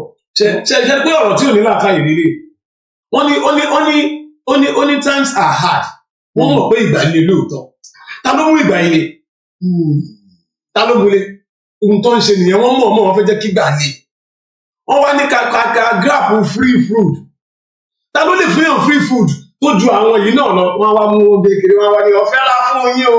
Ẹbí aká gbàdúrà kí àsìkò tó lè kó dẹ̀rùn. Ṣé ká gbàdúrà? A lè gbàdúrà náà bí àyè wà. Ṣé ká gbàdúrà? Ṣé rí àdúrà gbígbà? Koiki òun kọ́ ló ń kàn ọ́. Àdúrà kan ló ń kàn ọ́.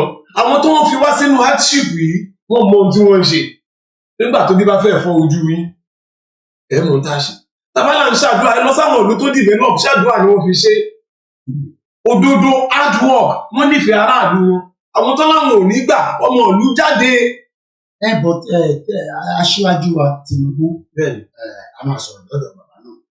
Torí ọ̀pọ̀lọpọ̀ kò yé wọn tá a bá ń ṣe Yorùbá nation how make sense together. Bàbá wọn náà lè wò lórí screen. Bẹ́ẹ̀ni.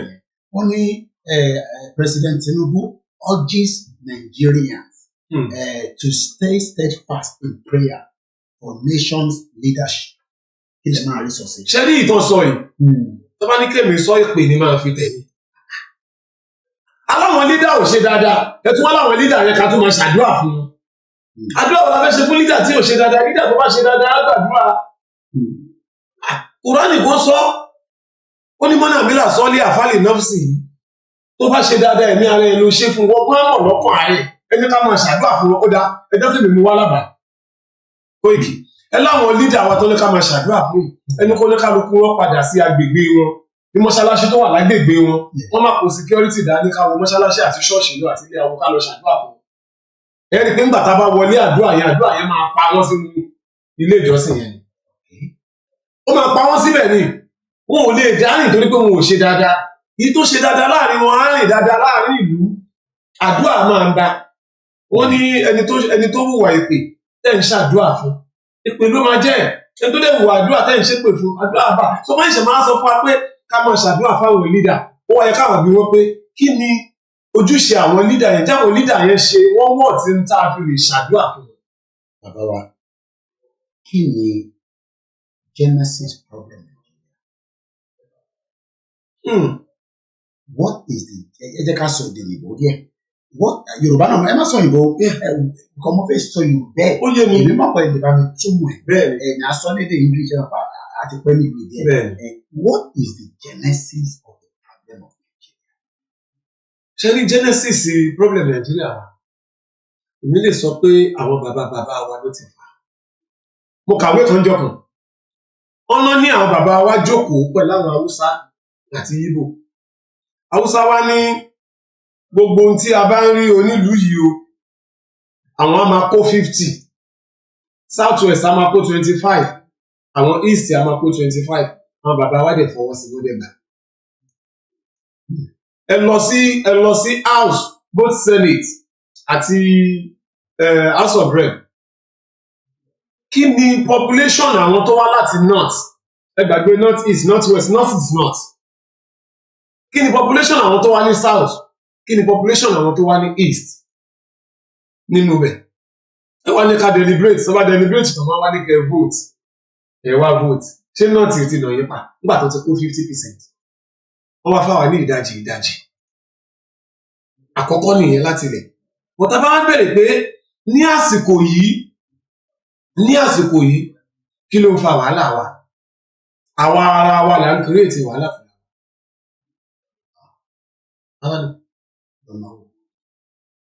Ní òtòótọ́ la mọ̀ pé tá a bá vote wa ò káùntì torí pé àwọn tó wà ń bẹ̀ ti mẹni tí yóò wọlé wọ́n ti vote yóò káùntì àní kò káùntì Ẹ̀sùn wọn ní ká lọ tẹ̀ka. lọ́wọ́ ní kẹta for doing sake ni kọ́sà mọ̀ pé wọ́n jáde o election à ń sọ pé àwọn kìnnì kan electorate independent tí INEC bá fẹ́ wà independent wọn ò ní sí lábẹ́ gọ́ọ̀mẹ̀ntì débi pé gọ́ọ̀mẹ̀ntì á máa control wọn pé báyìí ló kò ṣe. So wọ́n kàn pé wọ́n ní independent ni they are dependent wọ́n depend lórí ìjọba níta bá ní o ṣe ni kò ṣe o. So wọ́n ti mẹ́ni tí yóò wọlé election tó bẹ̀rẹ̀ but for doing sake pé tọ́ṣà ní ọmọ Nàìjíríà ẹ lọ ṣe. Bàbá wa Ọbásanjọ́ sọ̀rọ̀ náà ó ní Nàìjíríà bless ẹ máa padà síbi tí Genesis rẹ̀ sì máa bẹ̀rẹ̀. Bẹ́ẹ̀ni. Ó ní Nàìjíríà blessed with resources but we have squandered God's gift. Ṣé lára Genesis of the problem náà? Bàbá wa Ọbásanjọ́ kọ́ ló jẹ́ tèmi wọn gùn àwọn náà pẹ̀lú ẹ̀ tó Genesis ìṣòro wa. Bẹ́ẹ̀ni nígbà tó pera wọn lọ́mọ Yorùbá tẹ́ dé orí oyè gbogbo àwọn nǹkan yìí lẹ mọ̀ Ọlọ́run kẹwàá pẹ̀lú gbogbo àwọn resources oríṣiríṣi ṣùgbọ́n àdánwò tó ti kọ́kọ́ wáyé lákọ̀ọ́kọ́ pé àníṣe àti Yorùbá àti Ìgbò gbogbo tẹ́ bá ní àwa la ní 50 ìbẹ̀rẹ̀ ìgbà ilé ẹ̀ka àwọn náà ti bẹ̀rẹ̀ sí ní dákẹ́ nínú ẹni kọ́lẹ́ ní 50 ogún bàbá wa ọgbọọgba ni gẹ́gẹ́ bí ọ̀rọ̀ Ọfá ẹ jẹ́ ká pín dọ́gbadọ́gba ẹ jẹ́ ká pín 33 wọ́n tó bá kù ká jù sáàárín ẹ̀ gbogbo ìyọ́ Ọlọ́run bless wa pẹ̀lú resources yìí lóòótọ́ àwa la ṣàfọwọ́fà àwa la ṣera wa tẹ́lẹ̀dùmarè ṣe fún wa nílẹ̀ wa ó tó wá jẹun tẹ́nìkọ̀kan tí ìnira òbí mú ẹnìkọ̀kan ṣùgbọ́n torí pé èmi fẹ́ ní àgbáyé púpọ̀ nínú àwọn tá à ń sọ yìí àwọn politician yìí ẹni kan wá búra púpọ̀ nínú wọn ló nílé ní gbogbo 36 states. Alámi Koiki mi ò gbọ́ rí tí gómìnà bá ṣe tán pé ó ti parí tẹ́nà ẹ̀ o pẹ̀lú tó ti ní wọ́n á tún ra ilé fún. Àgbéyẹ̀wò wa sórí screen láìpẹ́ mo fẹ́ kẹ́ wò wọ́n náà ní Ògbómọ̀ṣọ́ lélẹ̀ wọ́n ní we campaign and voted for President Bola Ahmed Tinubu. But take a look at the state of Ògbómọ̀ṣọ́ Expressway. It has been blocked for 2 weeks. Mo wà ń bẹ̀ ní 2 weeks ni wọ́n sọ yìí. Bẹ́ẹ̀ni mo wà ń bẹ̀ ní 2 weeks yẹn mi ò lè gbé mọ́tò lọ mo gbé mọ́tò lẹ̀ mo wà ń bẹ̀.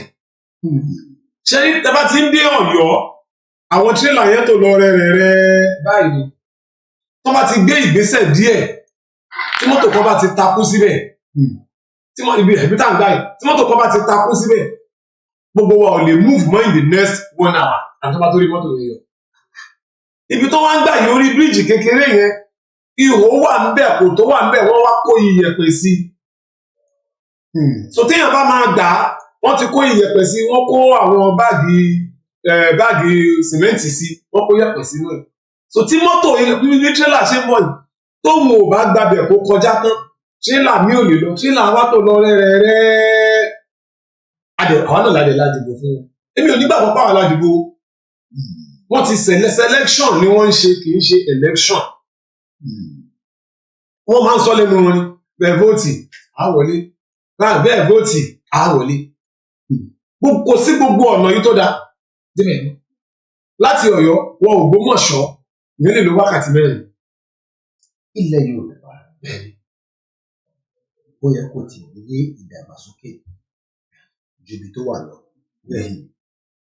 Ṣé a sì lè bíúdì ilẹ̀ Yorùbá yẹn ní Nàìjíríà àbí ká yọra wa ká wá lọ dá dúró bá ṣe ń pariwo ìlú tó máa dá wà tó máa ní ẹkọ́nọ́mì tiẹ̀ tó máa ní ọlọ́pàá tiẹ̀ tó máa ní security tiẹ̀ tó máa lè tọ́jú citizen èwo nu méjèèjì kankan. Ṣé rí ẹ má jà parọ́ tọ́ra wa jẹ Yorùbá ò lè wà nínú Nàìjíríà ká dẹ̀ ṣiṣẹ́ successfully bẹ́ẹ̀ ni a lè wà nínú Nàìjíríà ká dẹ̀ sọ pé a fẹ́ ṣe gbogbo àwọn nǹkan ìka ní àwọn nǹkan the same caliber of people tó ń ṣe lọ yìí náà ni wọ́n tún máa wà lọ́dọ̀ abẹ́rẹ́ tó máa fẹ́ jẹ bàbá àsàlẹ̀ àti ìyá àsàlẹ̀. Àkọ́kọ́ bẹ̀ àgbọ́ èdè ara wa yé kò sí bá ṣe lè jọ àpọ̀. Ìran Yorùbá ìran tó ní good culture ní tá máa dọ̀bálẹ̀ tá máa kíyàn tá máa respect èèyàn tá à kí ń nawọ́ sáwọn bàbá wa àti ìyá wa tá a bá jí láàárọ̀. Àgbọ́ èdè ara wa débi pé tó bá pa ìtàn ilé ẹlòmíì fún á sunkún ju kó nà lẹ́gbàá lọ. Ṣùgbọ́n àwọn tẹ́lẹ̀ wa ọ̀dọ́ yéra wa ká kọ́ sọ pé abẹ́ ẹbẹ̀ náà la fẹ́ wà a fẹ́ wá live successfully lábẹ́ ẹbẹ̀ rárá. A máa kúrò lábẹ́ ẹ̀ pátápátá a máa kúrò lábẹ́ ohun tó ń jẹ́ Nàìjíríà pátápátá Yorùbá nation. Tí wọ́n tó bá ti wọlé bá ti mọ̀ pé ilẹ̀ Yorùbá ni èdè tó mọ̀ sọ Yorùbá ni kì í ṣòyìnbó tá a mọ̀ fi kóra wa lọ́bẹ̀ jẹ.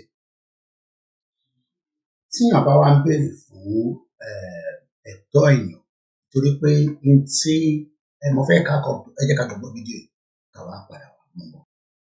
Other countries were refused at first, but we have to remember, and this is a really important point, that self-determination is an inalienable international right and a law as well.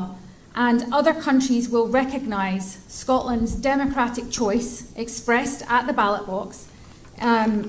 They will recognise that because that is the route that many other countries have taken in order to become independent. And just to make that point, that international law is very pragmatic on that point, so we should have confidence in that.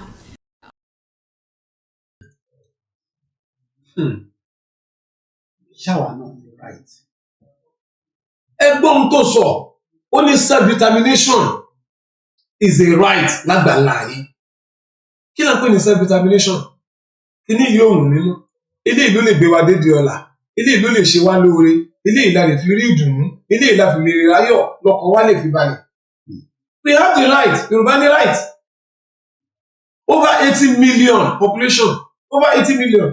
Ní ìlú Nàìjíríà ẹnìkan ló ká máa sọ ní diaspora, ká máa sọ Brazil, ká máa sọ Cuba.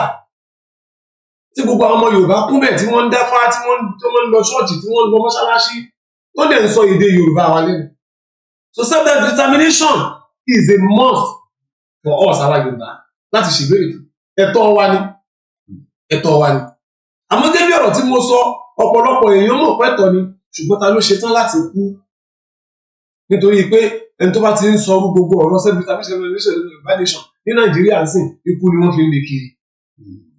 Tí ò bá ṣe tó ti make up mind pé a ní kíní ìyá gbọ́dọ̀ gbà kí ìran wa mẹ́ta má bàa tó òṣì. Ìran wa mẹ́ta kó má tó òṣì là ń sáré fún kò ṣe táwa fẹ́ jẹun ta fẹ́ mu mọ́. Àwa ti bá débì kan ti ní ta fẹ́ jẹ àti ní ta fẹ́ mu.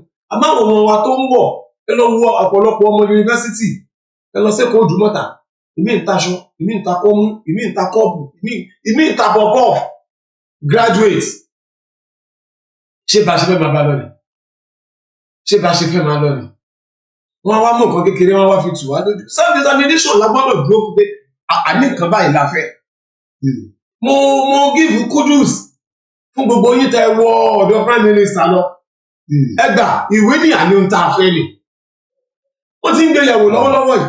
àtẹ̀ǹbọ̀ níbẹ̀ mo sì fẹ́ ká dẹnu tó ká mọ̀ ní lórí self determination yẹn torí pé ìyẹn gangan ni ọ̀pọ̀lọpọ̀ ní kò yẹ àwọn bàbá wa UN sọ pé Article 3 Indigenous peoples have the right to self determination.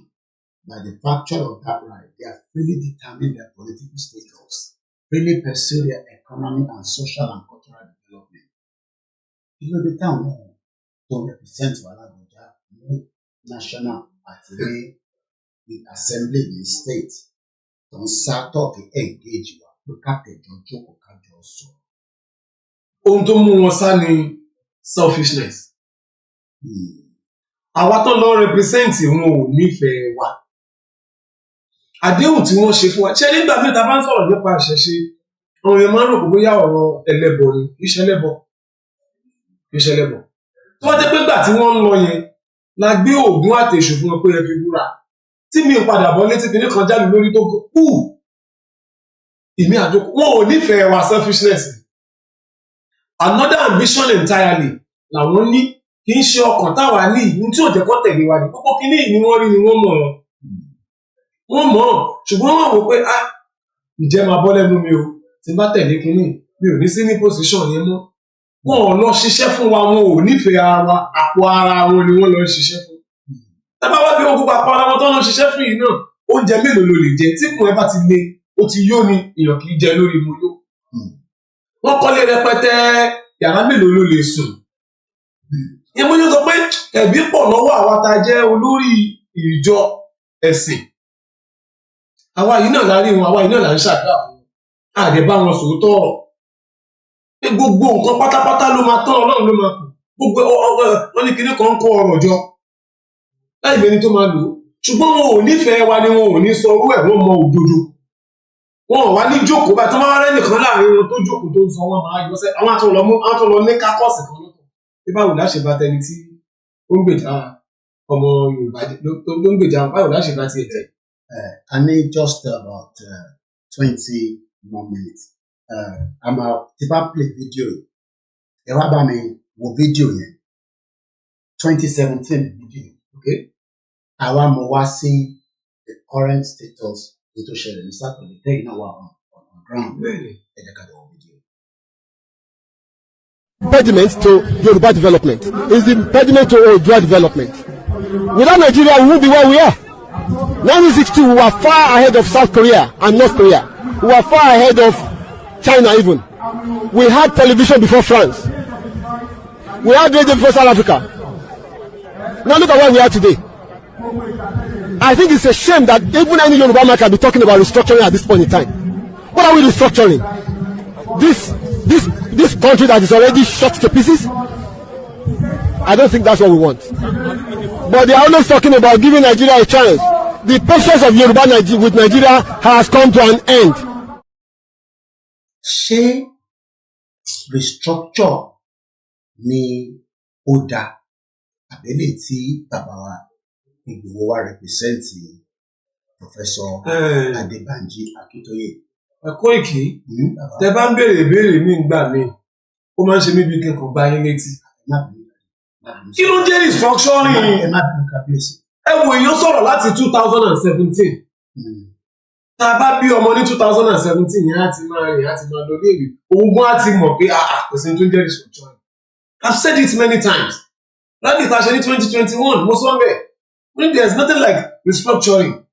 Àwọn tó amalgamate wa àwọn béèrè yẹn ni mò ń béèrè pé jù àwọn tó sáìn fún wa gbọ́dà ọmọ ọdún mélòó ni bàbá wa Awólọ́wọ̀ ní 1914. Àwọn wo ló sáìn yẹn ló so wá pọ̀ ló ṣe marriage tipátipá fún wa. Kí náà restructure? I've said it many times. What are we restructuring? With this same set of people, same structure, kò sí restructuring kankan náà. tẹ́bá ní structure a sì ní àwọn elédè oríṣiríṣi láàrin wa náà the same set of people náà ló tún máa sọ pé àwọn ti restructure o a tún ti ṣe báyìí so kò sí tó jẹ́ restructure tó bá jẹ́ pé restructure máa wà ní àbó máa gbè wá àbó máa ṣe wá láǹfààní láti ìgbà tí bàbá wa Akínọlá Jọ̀jí ti sọ̀rọ̀ yìí láti 2017 a ti rí ìyàtọ̀ ǹjẹ́ wọ́n ti gbé ìgbésẹ̀ kan láti 2017 láti ṣe restructure rẹ̀ sí this is 7 years. But àwọn ọmọ Yorùbá torí mo fẹ́ gbé ẹ̀gbọ́n mi pẹ̀lú wa mo lè fẹ́ kẹ́ lọ relax torí àṣemá tó láǹfààní àti engage ní mo dúpẹ́ fún yẹn máa bá wa kí àwọn èèyàn wa kẹ́ tó dìde. Àwọn èèyàn ní òkè bàbá wa President Tinubu á fún wa ní regional government tó bá tẹ̀ fún wa ní restructure or kó ṣàṣì kankan tó máa fi dùn wá nú láti máa jókòó sínú ilẹ̀ Nàìjíríà gẹ́gẹ́ bí àwọn ọmọ Yorùbá. Tí bàbá wa Tinubu bá fún wa ní regional government àdúpọ̀ lọ́wọ́ wọn díẹ̀ ni o ṣe mọ̀ pé regional government ó máa fún wa láǹfààní láti sọ pé àwa Yorùbá ni kí lẹ fẹ́ láàrin ara yín regional government ni a máa ṣèjọba ara wa yín olórí níta bá fẹ́ nǹkan báyìí la fẹ́ lókè but dúpẹ́ díẹ̀ tí mo sọ pé a máa dúpẹ́ fún wọn ni pé ṣé wọ́n ti ẹ̀rí tiwa rò níwọ̀n wá àmọ́ yẹn náà ò tún lè work bí ká ní nation tiwa ká má sí lábẹ́ yìí regional government we are still under Nigeria. táwọn kan máa tún wá lọ dìde. ó tún lè ìdìdí á tún wáyé jọ̀pọ̀ pé ṣe bá ṣe jọ wa papọ̀ nígbà tá a lè ti ṣe fọdún márùn-ún yìí ẹ jẹ́ ká tún padà sí bá ṣe ń bàbọ̀ tẹ́lẹ̀. àmọ́ when we have our own country ẹnì kan ò lè padà kó wá ní country yẹn wá darapọ̀ mọ́ tiwa a bèrè owó lọ́wọ́ yìí. ṣètì máa tẹ̀sán pé restructure my food. ṣé ń gbọ́. ẹ ó sọ báyìí okó wà lórí fídíò àní láti mú fídíò bàbá wa tí à ń bá Tinubu jà ní. ọ̀pọ̀lọpọ̀ máa ń ní Koiki ó wà against Tinubu ó ti di president ìyẹn ti kúrò bẹ́ẹ̀ sí. ìwà àti Ìgbòho àti bàbá Akintoye láìkí Tinubu rárá kí ló dé support kí ló ṣẹlẹ̀ ṣé bàbá tẹ̀sán pé support kan ló wà lẹ́nu sí tí Tinubu bá ṣèjọba tán ṣé a tún máa gbọ́mọ Yorùbá mi sí bẹ́ẹ̀ ni ẹ kọ́kọ́ bá mi dáhùn béèrè yìí. ṣé rí ó máa ń dùn mí pé àwọn gọ́ọ̀mẹ̀ntì Nàìjíríà wọ́n gbọ́ngàn wọ́n ṣe àwọn nǹkan kan mo ka ìwé philosopher kan ó ní tẹ́ bá fẹ́ pa ìlú kan ó ní ẹ má bá wọn jagun ó ní ẹ lọ pa education nítorí tó wọ́n ṣe fún wa Nàìjíríà ni wọ́n pa education wa wọ́n mọ̀ pé tí wọ́n bá ti pa education wọ́n yọ history kó nínú subject tá à ń ṣe wọn ò fẹ́ jẹ́ kán mọ ìtàn báwo ni nǹkan ìṣiṣẹ́ ni tẹ́nìkan bá wá ń béèrè pé à ń bá Tinubu jà bàbá wa Tinubu is just only one person is just only one person àníṣà àrònú àlọ́kọ ìtàn pé àwọn bàbá wa wọ́n ní wọ́n sáyìn pé 50% ń ta bá ní ilẹ̀ Haúsá ló lọ kò sí gbogbo àwọn tá à ń agitate fún Yorùbá nation kò sí ẹnì kankan tó bá bàbá wa Bọ́lá Tinubu jà kò sẹ́ni tó bá gọ́ọ̀mẹ̀ntì wọn jà but what we are saying is self-determination a ní ẹ̀tọ́ sí ká béèrè fún nígbà tí a bá sọ bẹ́ẹ̀ pé à ń bàbá Bọ́lá Tinubu jà nígbà àkókò ọba sáfù tó bá lọ́dún mẹ́rin tó bá tán àbọ̀ wọn lọ́dún mẹ́jọ tó bá tán ṣé àtún ti padà sí oko àárọ̀ wà báyìí nígbà wọn fẹ́ bẹ̀rẹ̀ sí ní béèrè ẹ̀tọ́ wa nìyí tá béèrè yìí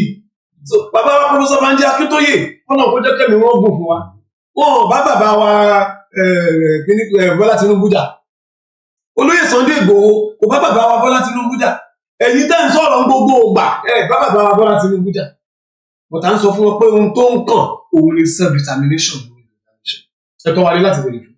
ẹ bá wa ṣe àdúrà a ti ṣe tó pọ̀ lánàá bẹ́ẹ̀ni ẹ̀yin rẹpẹ́ mi bẹ́ẹ̀ kọ́ bá wa ṣe fún ọmọ wa. a dúpẹ́ fún gbogbo ọmọ Yorùbá mo máa gbà wá nímọ̀ràn ohun tá a bá nímọ̀ràn pa ẹ jọ̀ọ́ ẹ jẹ́ ká wádìí ẹ jẹ́ ká béèrè kí ló dé ta fi ń jà fún orílẹ̀-èdè Yorùbá ẹ jẹ́ ká gbé yẹ̀wò tá a bá ráwọn tó ń sọ fún wa káwa náà jókòó ká ronú ká mọ̀ ro tiwa nìkan ká ro ọjọ́ ọ̀la àwọn ọmọ wa èmi tí mò ń bá yín sọ̀rọ̀ yìí èmi ti lead àwọn politician tó máa ń ṣe party tó máa ń ṣe rally èmi ni máa wà wájú ọlọ́pàá tẹ̀lé mi kó tó kan àwọn lẹ́yìn ṣùgbọ́n nígbà tí mo rí pé ìgbésí ayé àwọn ọmọ wa yìí la fi ń tàfàlà òun là ń kó sí wàhálà Elédùmarè tètè ṣí mi lọ́kàn padà èyí náà yẹ papọ̀ pẹ̀lú wa pẹ̀lú tẹ́ǹṣe tí ò bá yé yín ẹ súnmọ́ wa ẹ béèrè àmbẹ̀rù kú nígbà wo la ní kú ẹ̀wọ̀n tó ń ṣe wá ọ̀ǹgà ti ń pa àwọn èèyàn ebi ń pa mí nígbà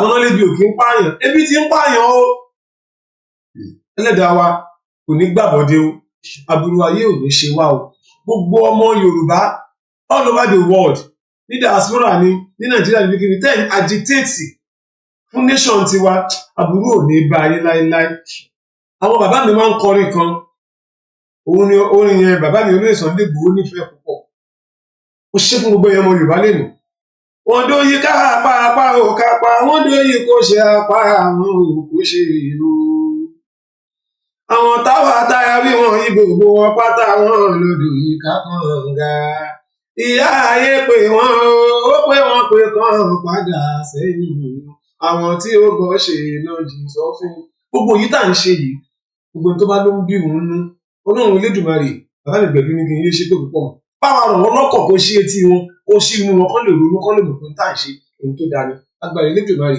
ilẹ̀ Yorùbá ò ní ní ẹnì kọ̀ọ̀kan wa lára o nígbà tá a bá gbà á òun ló wá ẹnì kọ̀ọ̀kan wa tì tí mo sọ lóde màá nílò máa ṣe bẹ́ẹ̀ o àbọ̀ mi nìyí. ẹ ṣe lọ bàbá wa fún mi ní àyè kí ẹ bá wa ẹ ṣe lọ ni tó bàbá wa ọba Ògbóni Kábíyèsí àgbáláyé ẹ bá mi pè gbọ́n mi pẹ̀lú kákọ̀ bá wọn sọ 5 minutes kó tó di pa tó máa lọ sórí Star Radio torí pé a sì ní a busy day ahead gẹ́gẹ́ bí gbogbo àwọn ọmọ Yorùbá iṣẹ́ ń bẹ tí a fẹ́ ṣe tí a lè dúpẹ́ lọ́wọ́ gbogbo ẹ̀yin tí ẹ jẹ́ olólùfẹ́ ọmọ Yorùbá tàtà Yorùbá nation is not going back Yorùbá nation continue Yorùbá nation for life and one thing is àbáṣe sọ kò sẹ́nì kankan tó lè dá ìrìn àjò Yorùbá nation dúró kó tó di pé a máa lọ sí Star Radio ní aago 11 àjọyọ̀ àti wà place of time ẹ jẹ́ ká gbé Olúgbẹ̀dú náà wọlé káwọn náà bá wa sọ̀rọ̀ ní 10 minutes ká tó máa tẹ̀síwájú lórí ìkànnì wa ẹ bọ́ sórí hot seat ẹgbẹ́ Olúgbẹ̀dú a máa change ní ẹ̀yìn kọ́lẹ̀ ilé ká mú life edition lọ báyìí a ṣe máa ṣe tọ̀rọ̀ tí nínú torí pé mo fẹ́ kí gbogbo ẹ̀ kó wà well documented torí ọ̀pọ̀lọpọ̀ mo capture nílé mi wọ́n ní Gbẹ̀du gan ṣe Yorùbá nation kí ló wá fi jẹ́ pé Gbẹ̀du lè wá gbé síwájú àbí Gbẹ̀du gan ti dalẹ̀ ó ti dalẹ̀ Ìgbòho òòṣà ní kí ló dé ẹ jẹ́ ká fi ń sórí hot seat ká fi ń sórí hot seat torí pé kí n tó bá yá àwọn ó gbọ́dọ̀ béèrè nígbà míì ẹlòmíì kan kó ń béèrè náà ìyẹn lọ bẹ́ẹ̀ yẹn so tìtọ̀dọ̀ tí mi àti ṣe tí ọba gbọ́ ẹ jẹ́ ká kọ́kọ́ yọ àwọn èèyàn lè má rí dáadáa ẹ jẹ́ ká yọ gbogbo ẹ bá dárúkọ yín fún àwọn tí wọ́n wà nílé gbogbo ibi tí wọ́n fi ń bọ̀ wá. Orúkọ ti tèmi ní Olúgbẹ̀dú. Olúgbẹ̀dú ṣe ohun táwọn èèyàn mọ̀ ní sí nìyẹn. Táwọn èèyàn mọ̀ ní sí lórí TikTok. gbogbo èèyàn. Mr. Gbẹ̀du Yorùbá nation ṣé ó ti kú àbí. Yorùbá nation ló lè rà. Àwọn tó sọ fún kú ọ̀rọ̀ bọ̀rọ̀. Mo gbọ́ dáadáa. Yorùbá nation ló lè rà. Àwọn tó sọ fún kú ọ̀rọ̀ gbọ̀ngàn ló ní wọ́n kú. Ṣé pé Yorùbá nation tí ì lọ. Yorùbá nation kú sí. Kí là ń pè ní Yorùbá nation? Yorùbá nation ni àwa tí Yorùbá nation ni nation àwa tàbí gba nation wa tá a jáde pé ẹwà ìyá ti tó ẹjẹ àmà lọ ẹjẹ ká lọ dá ìlú títí wá sílẹ̀ ká lè dárí ara wa ká lè rápọ̀ mọ́ fúnra wa kára pure water fúnra wa ká ṣe ilé fúnra wa ká ṣe kọ́lé fúnra wa ká tútù wa ṣe ká ṣe everything kí àwọn ọmọ everybody ní Nàìjíríà wọ́n máa jẹun ẹ̀ẹ̀mẹ́ta ní ojúmọ́ kì í ṣe 101 kì í ṣe 110 kì í ṣe 2 kí ẹ̀ẹ̀mẹ́ta ká máa jẹun mẹ́ta lójúmọ́ ká ní resources wa fúnra wa ká tún nǹkan wa ṣe fúnra wa ká bàjẹ́ fúnra wa ká bára wa jà ká nọra wa ká tún ṣọ̀rẹ́ ara wa ní kò sì bá ṣe lè ṣe sáré gbà. Torí ẹ̀ wọ́n pè ní Yorùbá nation. Kí ló wá dé táwọn ọmọ Yorùbá kan fi sẹ́yìn? Ṣé torí pé àgbòrá wa yé? Ṣé torí pé a ti pọ̀ jù? Àwọn kan ìtọ́ fẹ́ ó yàtọ̀ sí táwa fẹ́. ǹjẹ́ ọ̀nà àbáyọ wà nínú Nàìjíríà ká kọ́kọ́ mú ìlànà? Nínú Nàìjíríà kò sọ́nà àbáyọ kan. Máa bẹ̀ láti bẹ̀rẹ̀. Ebi máa pa ara rẹ̀. Wọ́n lè máa ṣe the same thing. Because tẹ bá gbé ẹni tí ó kàwé, tẹ bá gbé ẹni tí ó kàwé, tí ó ní knowledge, tẹ bá ní kó lọ rú ìlú àwọn èèyàn tó dẹ̀ rí owó, ẹni tí ó kàwé tẹ̀tẹ̀lẹ̀, tí ó ní knowledge tó kọ́ ibo olùkọ́ wa kọjú sí, ibi owó yẹn nìkan ni ó ṣáà kó báwọn ẹgbẹ́ kejì ṣe máa jẹ kò ní kàn. Ìlú bá dà kò ní kàn. Owó tí ò rí yẹn òun gangan ni ojú ẹ̀ máa wà. So bí ìlú bá bàjẹ́, bí ó bàjẹ́ kò kàn ibi owó yẹn ló jẹ́ wà. Kí ni ìpìlẹ̀ problem Nàìjíríà? Ìpìlẹ̀ problem Nàìjíríà ó ti wá àti tó ti pẹ́ gan. Problem àwọn tó ti bẹ̀rẹ̀ ó ti bẹ̀rẹ̀ láti àwọn bàbá wa tí wọ́n ti gbà láti dàpọ̀ mọ́ Ìgbò àtàwùsá ìgbà yẹn problem àti bẹ̀rẹ̀. Ṣé ẹ̀yin àtàwọn ẹlẹgbẹ́ yín ṣe wá rò pé nílé turn around? Ṣé kì í ṣe àwa Ọlọ́run ni kì í ṣe àwa. Nítorí pé tàbá ní pé àwa ni àti bàjẹ́. Tàbá ní Ọlọ́run ni iṣẹ́ tó lọ ń gbé wa rán ni, iṣẹ́ tó lọ ń fà sí wa tó gbé lílé wa lọ́wọ́ tó lè kà lọ ṣe ni.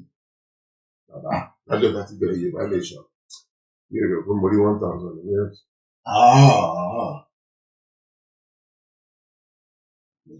Ṣé pé ọkọ̀ lówó ná? Mi ò rí 1,000 ní ẹ̀sìn. Tí bá rí 1,000 bẹ́ẹ̀ owó lábẹ́ fi ṣe nǹkan. Ọdún ní ìnáwó. Wọ́n ní kàlọ́ fi ṣe. Ẹni sọ̀rọ̀ rally tá a ṣe tó gbóyún jù tí a wá 15,000 pounds. Tí wọ́n sọ wípé 800 pounds láàrin kan. A lè tún ṣe go for me. Àwọn ìdáwó. Kò sí owó ń bẹ. Àwọn ẹlòmíì ló máa jẹ owó mi ní group bíi 10. Tó bá lọ gbogbo group mi àwọn tó bá ń wà máa jẹ́rìí sí. Mi ò lọ síbẹ̀ ní ìbèrè kọ́kọ́ lọ. Ìgbà tí máa ń bí pé pé mo tẹ̀lé béèrè kọ̀ọ̀kan òun ni àsìkò tí kódà fún ẹ̀tọ́ fún ẹ̀rá. Àsìkò tí mo ṣe lẹ́nu pé ọ̀fẹ́ òye alọ́bọ̀ tí wà lórí ẹ̀ lọ́wọ́ abẹ́.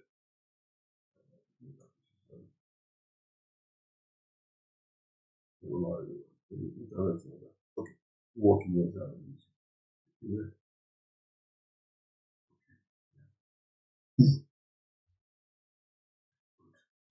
So gbogbo group mi pátápátá mi ò kiri kọ́bọ̀ bẹ́ẹ̀ mi ò dẹ̀ bẹ̀rẹ̀ sísì lọ́wọ́ yẹn. Tí wọ́n ní wọ́n fún mi lówó nínú ìrìn àjò yìí ní àwọn ìyá àgbàlagbà bíi 3 lọ́kàn máa insist pé send account wa kò fẹ́ bless mi. Ọmọdé wa send account wa. Kò ṣe pé wọ́n dá owó kan sí. Bí a bí 10 pounds àbí 20 pounds. Ṣùgbọ́n kò ṣe pé kọ́ dá owó kan síbì kan ẹ wá máa yọ ọ́nà kẹ sanwó lé kẹ sanwó lọ. Ìdí mọ́ sọ bẹ́ẹ̀ ni pé nígbà tẹ jí làárọ̀ mo rí pé sáré jáde. Àní kò ní tó di tèmi láìpẹ́ náà kò ní tó di pé sáré jáde. Nígbà tẹ dẹ̀ wọlé ẹ̀fín kọ́kọ́ wọn ní confam ẹ̀. That means pé iṣẹ́ nìyẹn ṣe ní. Iṣẹ́ ni kò sí a bá fẹ́ lọ síbì kan máa kọ́ lọ ṣiṣẹ́ ara mi náà ètò àjòkò máa ṣe Yorùbá nation.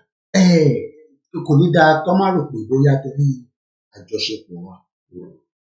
Kí ló dé tí gbogbo bàbá ẹ máa ń criticize bàbá tó tẹ́lẹ̀? Good question. Ká tó lọ síbi precision rẹ̀. Àti tẹ máa ń pè wọ́n síta. Tó yẹ pé ẹ̀ ń pè wọ́n sínú ilé. Bí ẹ wá pè wọ́n sínú ilé tá a mọ̀, ẹ̀sán yẹn fẹ́ ní sùúrù. But ìta láti máa ń rí pé Àgbẹ̀dú ti ṣe program. Ó dẹ̀ ń darúkọ bàbá tó tẹ́lẹ̀. Koiki ṣóòrè ni. Ẹ ṣe gbọ̀n mo láti question rẹ̀. Ṣẹ̀rí mi mo ṣe wà yìí mo ṣe báyìí. Mo ṣe máa ń láwọn mi. Gẹ́gẹ́ bí ẹ ti wọ̀ nínú Yorùbá nation oyè mi ò lè béèrè fún anything or anybody.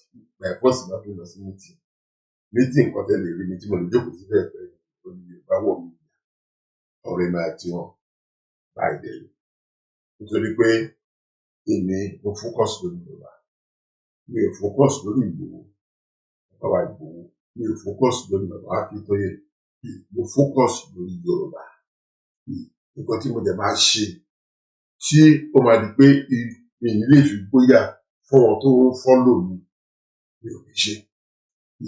Mo máa ń pe bàbá síta, mo ti pe bàbá síta lẹ́ẹ̀mejì. Ìdí ẹ̀ ni pé mo ní nọ́mbà bàbá lọ́wọ́. Tí n bá pè bàbá, bàbá báyìí bàbá mi màá náà ti gbọ́. Mo ti gbọ́.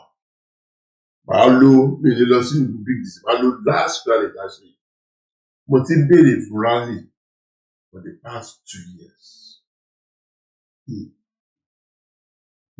For the past 2 years, mo ti béèrè fún rally. I can't call out for rally. Tẹ́ ẹ bá fi ọwọ́ sí sá. Pẹ̀lú ìṣòro ọmọ mi, pẹ̀lú ìṣòro ọmọ mi, pẹ̀lú ìṣòro ọmọ mi. Àwọn tó ń tẹ̀lé mi, wọ́n á sọ fún mi pé èmi o àtọ̀run bàbá àti ìgbà owó pé Tinubu ó ti fún wa ní owó kí gbogbo àti gbowó yẹn àti lọ pin. Nítorí ẹ̀ ni a ṣe slow down Yorùbá until tí Tinubu bá ń ṣe tán ká tó lè máa sọ. Mo dẹ̀ sọ wọn pé kò rí bẹ́ẹ̀. So tí má tún padà lọ bá bàbá tó bàbá, mo ṣe meeting pẹ̀lú wọn last time.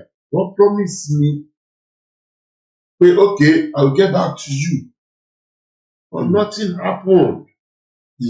Nobody, ẹ wojú mi ẹni tó bá ń wò mí, nobody is bigger than Yoruba nation.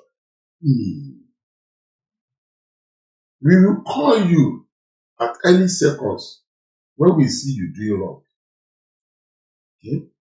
Ṣẹ́rí èmi ò sí nínú kàbá pé ọmọ báyìí. No, ọmọ Yorùbá ni mí, mo dẹ̀ dúró tán láti ṣiṣẹ́ Yorùbá. Tí bàbá Àgbò bá pè mí fún nǹkan kan, màá dá wọn lóhùn. Bí bàbá Akintoye bá pè mí, màá dá wọn lóhùn. Mo gbà fún Ìgbòho, mo dẹ̀ gbà fún bàbá Akintoye. But tí àwọn méjì tí mo gbà fún yẹn tó bá ṣe nǹkan tí ò tẹ́ mi lọ́rùn, màá pariwo síta. Nítorí pé Yorùbá nation ó ju gbogbo wa lọ. Lórí question Jacob lẹ́ẹ̀kan tó ní kó sọ pé èmi ti kú nínú Yorùbá, èmi kì í ṣe Yorùbá nation mọ́ ni. Ẹlòmíì. Ẹbí kan ó yà wọ́n lò lẹ́nu nígbà tí wọ́n rí yín nínú iwájú. Lóòótọ́ àwa mọ̀ pé ẹwà nínú kọ́mítì tí ó ń tó ètò yìí nítorí speciality olùkàlùkù ọ̀tọ̀ọ̀tọ̀. But a lot of àwọn èèyàn tó wá rí pé ṣé Gbẹ̀du ṣì ń ṣe Yorùbá nation nítorí pé àwọn ọ̀gbọ́kẹ̀sọ̀rọ̀ Yorùbá nation àti pé kí ló tẹ̀ wá fà tó fi di pé Gbẹ̀du ni ó wá jẹ́ ẹni tó sì tún lead Yorùbá nation ní speciality area ẹ̀yìn mọ̀ nípa dáadáa nípa pé ká ṣe rání. Tí wọ́n bá wo àwọn pictures tó wà nínú ọ̀rọ̀ yẹn, àtàbá wo Yorùbá nation lọ́wọ́ world, wọ́n máa mú èèyàn márùn-ún, wọ́n bá wọ́n mi ṣe kẹfà wọ́n ń ṣeré. Nínú àwọn tájọ wà bẹ́ẹ̀ sí ẹ̀. Àbí mo gbọ́ bàbá. Wọ́n máa mú ju èèyàn mẹ́fà lọ, wọ́n ń ṣeré. Tí ó bá dẹ̀ di pé a fẹ́ plan rally, wọ́n máa ti yọ mí fúnra wọn, màá sọ fún wọn pé they're doing the wrong thing. Because láti day one, nígbà táwọn mẹ́rin ta ti ń rìn kiri, àwọn tó ń sọ̀rọ̀ yẹn nígbà tí wọn ò mọ bó ṣe ń lọ, tí wọn ò tí ì jí, àwa ti jí, tá à ń sùn, tá à ń jókòó, tẹ́gbígbà rally àwa márùn-ún, rally àwa mẹ́fà, àìlẹ́kọ̀ọ́, àbí rally kò sẹ́nì kankan, àwa méjìlá wà bẹ́ẹ̀. Ká tó máa lọ sẹ́nu ibi iṣẹ́ táwọn fẹ́ padà wá bá yín lẹ́nu rally. Ṣé kò yé yín? So kò sí ìkankan tó fẹ́ mú mi kúrò nínú Yorùbá nation. Tẹ́nìkan bá ní nìkan náà ọmọ yín wá bá mi nígbà lórí pẹ̀pẹ́ bí wọ́n ti tẹ̀lé ìyàtọ̀ mi ògùn ló máa pa ẹ̀. Torí ẹ tó tẹ̀ dárúkọ ẹ̀ lásán ó ti mú ọgbọ́n. Ẹ wá tún béèrè question kan, ó wá ní omi ò ṣe program mọ́ lórí Yorùbá nation. Gbogbo èèyàn tó wà lórí TikTok láyé wà. Wọ́n mọ̀ pé èmi nìkan ni wọ́n lè bìrì lọ́rọ̀ Yorùbá nation lọ́wọ́ ẹ̀. For the past 3 years láti wà lórí wọn náà mọ̀ pa ẹ̀.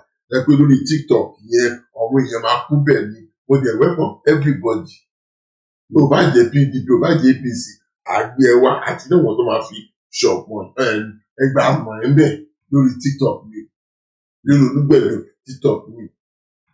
So because Facebook wọ́n dẹ́ ìlú mi padà sẹ́yìn bí ìdẹ̀lẹ́ tàbí fún wọn àti YouTube wọ́n sì bókàn mo kàn tẹ̀ dísà láti lẹ́nu ìjọba tẹ̀lé sí kúkà padà lórí ẹ̀ pé ókè kí n bọ́ sórí TikTok ọ̀tọ̀ àwọn àgbàlagbà míì tí wọ́n ti mọ TikTok lò tí wọ́n rí mi wá lò pé mo ti ṣe kí n bọ́ ti we got so many people on TikTok that they know we are still doing Yorùbá Nation wọ́n dẹ̀ mọ̀ pé program mi sẹ́yìn méjì ni mo ní kan fún ọmọdé gbogbo yẹn ní Yorùbá Nation mo dẹ̀ ní kejì gẹ́gẹ́ fún Yorùbá Nation yẹn tọ́ ọmọdé yẹn àfihàn ẹ̀kọ́ ìjọ ọmọ Yorùbá àfi fún ọlọ́rẹ̀ àtàwọn ọlọ́rẹ̀ àdètè sọ wọn pé báyìí.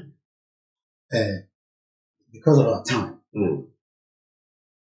Ṣé ọ̀nà àbáyọ ṣì wà lórí ọ̀rọ̀ Yorùbá Nation? 100% ọ̀nà àbáyọ wà. Wọn náà mọ̀ pé lẹ́tà ká mú lọ yẹn. We know how long I think plan pé ó yẹ ká mú lẹ́tà lọ sí ilé yẹn. Because reaction jáde kan lórí lẹ́tà yẹn. So ẹ mọ̀ pé olùdá ti sọ pé ó yẹ ká kọ lẹ́tà lọ.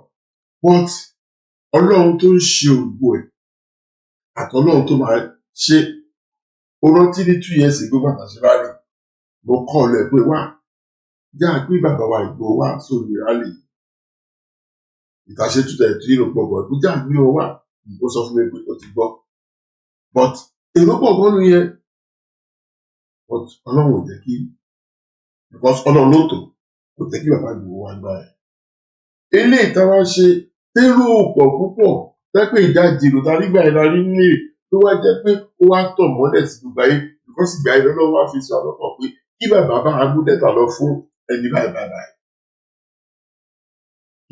Tí kò yẹ yín so ẹni bá ní kò sí ọ̀nà lórí Yorùbá Nation ó tọrọ ẹni because aṣẹ ìbẹ̀rẹ̀ ní part 1 nílé part 2 ń bọ̀ tó máa jẹ́ pé ó máa gbóná bọ̀ jẹ́ pé ó lè jẹ́ wa 5 ó lè jẹ́ wa 10 lẹ́pàá wà bẹ́ẹ̀ kò má tà bàbá a máa continue lórí Yorùbá Nation yìí ààyè ẹ bá dúró and we are not stopping tí bá bú bàbá àbí mo sọ̀rọ̀ sí bàbá mi mo sọ̀rọ̀ sí iṣẹ́ àṣẹ bàbá yín mi ṣàlè ní pé kí ni torí pé mo ní dáàtì má lè béèrè question lọ́wọ́ I ask my own parents question anyhow mo lè ní sọ fún bàbá pé wọn mọ mi lẹ́nu kò sọ̀rọ̀ tẹ́mi ò lè béèrè tí bá gbọ́ pé nǹkan go wrong gbèsè I will ask it straight away tẹ́ẹ̀bàdé ẹ̀dánù ló máa bí yín lè gbàgbà iṣẹ́ ayé náà ń ṣe a ní láti bẹ̀rù anybody pé a fẹ́ gbò kankan mọ́lẹ̀. Today I think I might connect with Mr. Radio in the next 5 minutes. Tí mo fẹ́ mọ̀ pé kí ló dé tí àwọn èèyàn react both sides from letter tí a gbé lọ sí Downing Street kí ló ń fa because àwọn èèyàn ní ẹ̀ ṣe Yorùbá Nation mọ́ àwọn ògbọ́n kankan but látijọ́ Saturday reaction both sides negative positive good bad kí ló dé táwọn èèyàn react in different ways kí ló ń fa reaction yẹn.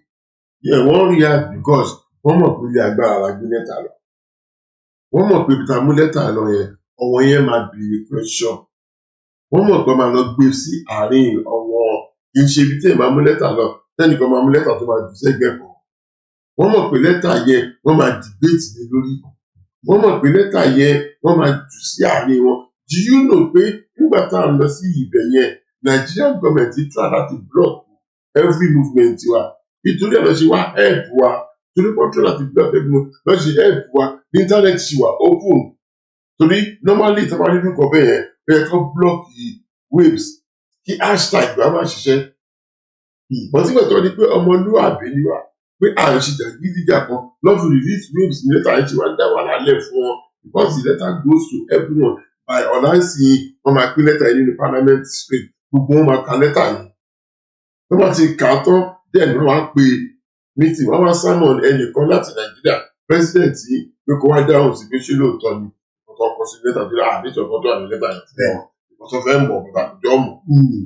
akọ́lẹ́tà